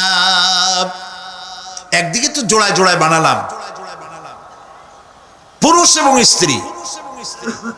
এই পুরুষ আর স্ত্রী সৃষ্টি করার ভিতরে রয়েছে আল্লাহ পাকের নিদর্শন। কার নিদর্শন বলুন? কোরআনে কারিমে আল্লাহ পাক বলেন, وَمِنْ آيَاتِهِ أَنْ خَلَقَ لَكُم مِّنْ أَنفُسِكُمْ أَزْوَاجًا لِتَسْكُنُوا إِلَيْهَا وَجَعَلَ بَيْنَكُم مَّوَدَّةً وَرَحْمَةً إِنَّ فِي ذَلِكَ لَآيَاتٍ لِقَوْمٍ يَتَفَكَّرُونَ। আর আল্লাহ পাকের অসংখ্য নিদর্শনের মধ্যে একটিও নিদর্শন যে তিনি তোমাদের থেকে তোমাদের জোড়া সৃষ্টি করেছেন, তোমাদের স্ত্রী বানাইছেন। কেন? লিতাসকুনু ইলাইহা, যাতে করে তুমি তার কাছ থেকে তোমার মনের প্রশান্তি, সেও এবং তুমিও উভয়ের কাছে মনের প্রশান্তি খুঁজে পাও। ওয়াজআলা বাইনাকুম মাওয়াদ্দা, আর আল্লাহ পাক তোমাদের মধ্যে সৃষ্টি করেছেন ভালোবাসা। ওয়া রাহমা, আর পরবর্তী সময় সৃষ্টি করেছেন দয়া এবং করুণা। লিতাসকুনু ইলাইহা বলতে বোঝানো হয়েছে যে এই ব্যবস্থা আপনি আপনি হয়নি, এটি একটি উদ্দেশ্যকে লক্ষ্য করে হয়েছে। একে অপরের নিকটে যেন শান্তি পায়, প্রশান্তি পায়, একজন আরেকজনের কাছে পূর্ণ মাত্রায় তাই মিলিত হওয়ার জন্য নির্জন পরিবেশের আশ্রয় নেয়। আর এভাবে করি আল্লাহ পাক মানব বংশের এই ধারাকে অব্যাহত রেখেছেন। সুবহানাল্লাহ। ওয়াজআলা বাইনাকুম মাওয়াদ্দা, আর তোমাদের মধ্যে আল্লাহ পাক ভালোবাসা সৃষ্টি করেছেন। এই কথা বলার এর ব্যাখ্যা কি? ভালোবাসা সৃষ্টি করেছেন এর ব্যাখ্যা এরকম হতে পারে, কয়েক রকম। আমি যেটা জেনেছি সেটি হচ্ছে এরকম, ভালোবাসার সৃষ্টি হওয়ার তো কথা ছিল না। এক পর্যায়ে ভালোবাসা থাকবে কোনো একটি বিশেষ সময়, বাকি সব সময় ঝগড়া হবে, এটাই হওয়া স্বাভাবিক ছিল। ধরুন মেয়ের বাড়ি চট্টগ্রাম, ছেলের বাড়ি বরিশাল। মেয়ে শুটকি খেতে খুব পছন্দ করে, ছেলের গন্ধও সহ্য করতে পারে না। ছেলে বলে খড়ে জাত দে, আর মেয়ে বলে খড়ে জাত দে, আর ছেলে বলে যে কমে যাও। মানে একজন আর একজনের ভাষার সাথে মিল নাই। কথা ঠিক কিনা বলেন? ভাষার সাথে মিল নাই, রুচির সাথে মিল নাই। একজনের টক পছন্দ করে আর একজনের টক সহ্য করতে পারে না, আর একজনের শুটকি খায় আর একজনের শুটকি পছন্দ করে না। কাজে রুচি আর অভ্যাস ইত্যাদি দিয়ে সারাদিন স্বামী স্ত্রীর মধ্যে ঝগড়া হওয়া স্বাভাবিক ছিল, ঠিক না? আল্লাহ পাক বলেন সেখানে আমি এই স্বামী স্ত্রী যখন হয়ে যায় তখন দুজনের মধ্যে আমি ভালোবাসার সৃষ্টি করে দেই। আর সে ভালোবাসা এমন পর্যায়ে চলে যায়, স্ত্রী তার স্বামীর জন্য জীবন দিতে চায়, স্বামী তার স্ত্রীর জন্য জীবনের সবকিছু উজাড় করে দিতে চায়। ওয়াজআলা বাইনাকুম মাওয়াদ্দা, এরপরে সৃষ্টি করি রাহমা। ওই ভালোবাসা ছিল যৌবন কেন্দ্রিক, বিশেষ এক উদ্দেশ্যকে সামনে রেখে। কিন্তু যখন যৌবনে ভাটি লাগলো তখন ওই উদ্দেশ্য আর থাকলো না। তখন আল্লাহ পাক বলেন এই সময় তো দুজনের মধ্যে রাগারাগি, খেসাখেসি ইত্যাদি হয়, স্বাভাবিক ছিল, কিন্তু তা হইল না। আমি রহমত দিলাম, করুণা দিলাম। এখন বুড়ারে ছাড়ে বাঁচে না, আর বুড়াও বুড়িরই ছাড়া বাঁচে না। তাও আমরা সুবহানাল্লাহ কব না? এইসব কথা শুনিয়া সুবহানাল্লাহ যদি বলানো লাগে কইয়া কইয়া, তাহলে তো বড় সমস্যার কথা। শুনলেন কি আর বুঝলেন না কি? প্রিয় ভাই সব, আমি বুঝতে পারছি আপনারা বলেন ঠিকই, তবে শুনতে শুনতে মোহমুগ্ধ হয়ে বলার সময় পান না। জি আলহামদুলিল্লাহ, বলি আলহামদুলিল্লাহ। তো আল্লাহ রাব্বুল আলামিন পরস্পরের মধ্যেই ভালোবাসা সৃষ্টি করলেন। এটি আল্লাহ পাকের আয়াত। এটা আল্লাহ পাকের কি বলুন? আয়াত মানে কি? নিদর্শন। বাড়ি বানাবো, বিল্ডিং বানাবো, ইন্ডাস্ট্রি করব, ছেলে বিয়ে দেবো, মেয়ে বিয়ে দেবো অমুক জায়গায় বিরাট লোকের কাছে, ভাবতে ভাবতে ভাবের সাগরে হারিয়ে যায়। আর ভাবনার ভিতরে খেয়ালে যদি কেউ পোলাও পাকায়, বাস্তবে তা হোক আর না হোক, খেয়ালে মনে মনে যদি কেউ পোলাও পাকায়, তাহলে ঘিয়ের দাম যাই হোক না কেন তাতে কিছু আসে যায় না, ঠিক কিনা? মানুষ রঙিন রঙিন ভাবনা ভাবতে খুব মজা পায়। তাহলে আমি কি বুঝাইতে চাইলাম? চোখের কাজ, নাকের কাজ, মুখের কাজ, কানের কাজ, মনের কাজ, প্রত্যেকটি অঙ্গ প্রত্যঙ্গের ভিন্ন ভিন্ন কাজ আছে, ভিন্ন ভিন্ন রুচি আছে। কিন্তু একটি ব্যাপারে হাত, পা, চোখ, নাক, মস্তিষ্ক সব এক ব্যাপারে তারা ঐক্যমত পোষণ করেছে। এ ব্যাপারে কোনো ইখতিলাফ তাদের মধ্যে নাই, সেটা হলো ঘুম। সেটার নাম কি? ঘুম। ঘুমাইতে চায়, হাতের শরীরের সমস্ত অঙ্গ প্রত্যঙ্গ ঘুমের কোলে নিবেদিত হয়ে যেতে চায়।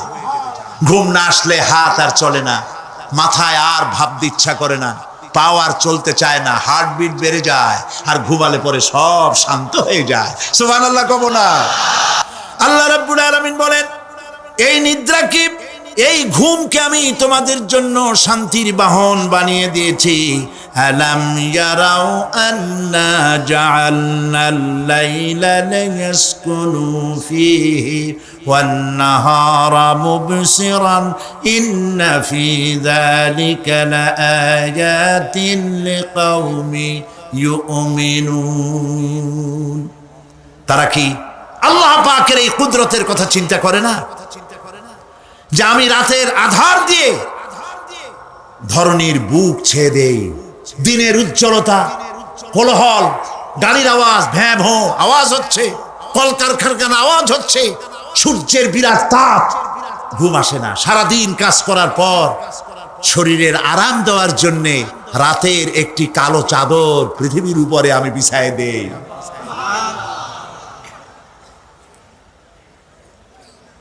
আর মানুষ আরাম গ্রহণ করে, শুধু মানুষ না, সব প্রাণী আরাম গ্রহণ করে। সুবহানাল্লাহ। এবং এরপরে দিনের আলো দিয়ে উদ্ভাসিত করি, যেন বিশ্রামের পর নতুন করে আবার কাজের সমস্ত উদ্দীপনা নিয়ে নতুন করে কাজে ঝাঁপিয়ে পড়তে পারে। কয়েক ঘন্টা অথবা সারাদিন হাড় ভাঙা খাটুনি খেটেছে, রিক্সা চালাইছে, গাড়ি চালাইছে, আড়াই মনের বস্তা মাথায় করে টেনেছে, চিন্তা ভাবনা করেছে। এরপরে যখন এই লোকটি কয়েক ঘন্টা মাত্র নিদ্রা গেল, আরাম পেল, মস্তিষ্ক হালকা হয়ে গেল, হার্টবিট কমে গেল, হাতের পায়ের কর্মোদ্দীপনা বেড়ে গেল, নতুন করে আবার কাজ করার জন্য সুযোগ এসে গেল। দুনিয়ার মানুষকে কর্মক্ষম রাখার জন্য আল্লাহ পাক ঘুমকে বানিয়েছেন নিয়ামত। সুবহানাল্লাহ। বলেন ওয়ামিন আয়াতিহি মানামুকুম বিল্লাইলি ওয়ান নাহারি ওয়াবতিগাউ মিন ফাদলি। আল্লাহ পাক বলেন তোমাদের রাত আর দিনের বেলায় নিদ্রা যাওয়া, এবং এটাই হচ্ছে তার অনুগ্রহ। রাত আর দিনের নিদ্রা যাওয়ার পরে আমার অনুগ্রহ অর্থাৎ রিজেক তালাশ করার জন্য শরীরের ভিতরে, মনের ভিতরে, হাত পায়ের মধ্যে কর্মের উদ্দীপনা আমি তোমাদের দিয়ে দেই। মহাবিজ্ঞানী আল্লাহ রাব্বুল আলামিনের এই বিশাল কুদরত এবং দয়া, যে মানুষকে তিনি ক্লান্তি দূর করার জন্য তিনি ঘুম দিয়েছেন, আলহামদুলিল্লাহ বলি। অনেক মানুষ আছে ঘুমাইতে পারে না, ঘুমাবার জন্য ফেনার গান খায়, ঘুমাবার জন্য ভেলিয়াম খায়, সিডাক্সিন খায়, রিল্যাক্সিন খায়, কত অক্সিজেন, অক্সিজেন, কত কিছু খায়, তারপরেও ঘুম আসে না। এই ঘুম যার আসে না, বিরাট নিয়ামত থেকে বঞ্চিত। ঘুম একটি নিয়ামত, আলহামদুলিল্লাহ বলি, আলহামদুলিল্লাহ বলি। বিশাল নিয়ামত ঘুম। আল্লাহ যে সমস্ত নিয়ামত আমাদের জন্ম থেকে শুরু করে এ পর্যন্ত বডির মধ্যে দিছেন, মৃত্যুর আগে আল্লাহ যেন একটিও কেড়ে না নেন, বলি আমিন। আল্লাহ রাব্বুল আলামিনের পরে বলেন ওয়াজআলনা আল-লাইলা লিবাসা ওয়াজআলনা আন-নাহারা মাআশা। আর রাতকে করেছি আচ্ছাদন, আবরণ, দিনকে রুজি কামাবার জন্য ব্যবস্থা করে দিয়েছি। দিনের বেলা রুজি কামাবেন, দিনের বেলায় ঘুমায় থাকবেন না। বহুত মানুষ আছে সকালবেলায় ঘুম দিল, 12টা 1টা বাজে গেল। উর্দুতে ছোটবেলায় পড়েছিলাম জিসনে সোয়া উসনে খোয়া, যে ঘুমাইলো সব সর্বনাশ করলো। অসময় ঘুমানো, অসময় ঘুমানো সর্বনাশ হয়ে যাবে সব। এই জন্য আল্লাহ পাক বলেছেন দিনটারে বানাইছি রুজি কামাবার জন্য। রুজি কামাও, রুজি কামানো এটা একটা ইবাদত। রুজি কামানো কি? হালাল রুজি কামাবেন, ইবাদত। আপনি যে আপনার স্ত্রীকে একটা ব্লাউজ কিনে দেন, কাপড় চোপড়, প্রয়োজনীয় কসমেটিক্স কিনে দেন, আপনি যে বাজার ঘাট করেন, সব হালাল পয়সা যদি হয়, সাদকা দেওয়ার মতো সমান সওয়াব হবে। রুজি কামাইতে হবে, এটা আল্লাহ পাকের হুকুম, রুজি কামাও। ফাইদা কুদিয়াতিস সালাত ফান্তাশিরু ফিল আরদ ওয়াবতাগু মিন ফাদলিল্লাহ। সুবহানাল্লাহ বলেন। নামাজ যখন শেষ হয়ে গেল, ফাইজা কুদিয়াতিস সালাত, নামাজ যখন শেষ হয়ে গেল, ফান্তাশিরু ফিল আরদ, তখন জমিনে ছড়িয়ে পড়ো আর আমার অনুগ্রহ রিস্ক অনুসন্ধান করো। সুবহানাল্লাহ।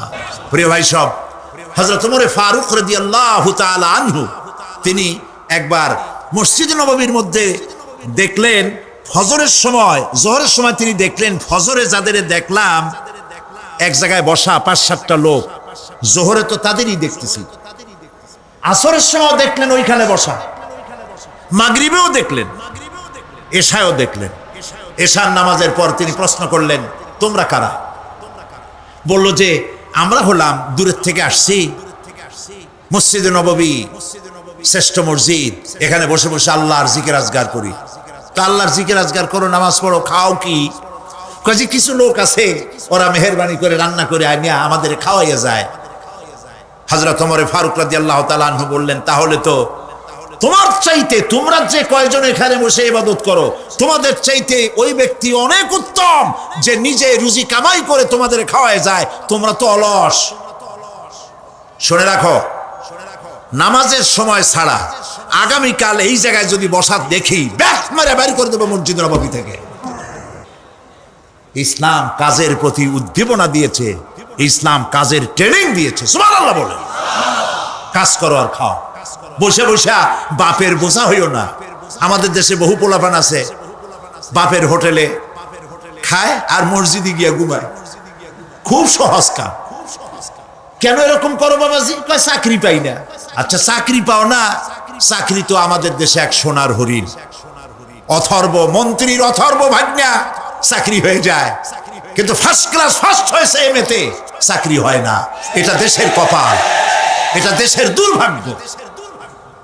কিন্তু চাকরি পাও নাই বলে বাপের ঘাড়ের বোঝা হয়ে থাকবা। বউতে তোমার ঘুম দেখা বউ একা একা কানবে, আল্লাহ কোন উল্লুকের সাথে বিয়ে হইল আমার, সারাদিন ঘুমায়। প্রিয় ভাই সব, চাকরি পান নাই তো অসুবিধা কি? আপনি বাসের ড্রাইভার হন, আপনি সিনেমা দান বেছেন, আপনি জমিন চাষ করেন, জমিন চাষ করা লজ্জা। এই পৃথিবীর প্রথম মানুষ আদম আলাইহিস সালাম জমিন চাষ করেছেন, ইদ্রিস আলাইহিস সালাম দর্জিগিরি করেছেন, দাউদ আলাইহিস সালাম কর্মকার হয়ে লোহা দিয়ে অস্ত্র তৈরি করেছেন, নবী করিম সাল্লাল্লাহু আলাইহি ওয়াসাল্লাম ব্যবসা করেছেন। কাজী বেকার যুবকদেরকে বলতে চাই, বাপ আর শ্বশুরের বোঝা হয়ে থাকার মতো লজ্জার জিনিস আর কিছুই নাই। বাপের কামাই খাওয়া লেখাপড়া শেখার পর তোমার জন্য জায়েজ নাই। কাজ করো, কাজের অভাব নাই, হালাল কাজ করো, রুজিতে আল্লাহ বরকত দিয়ে দিবে। আমার দেশের জমিন এত ভালো, বলার আগেই কোন সুবহানাল্লাহ।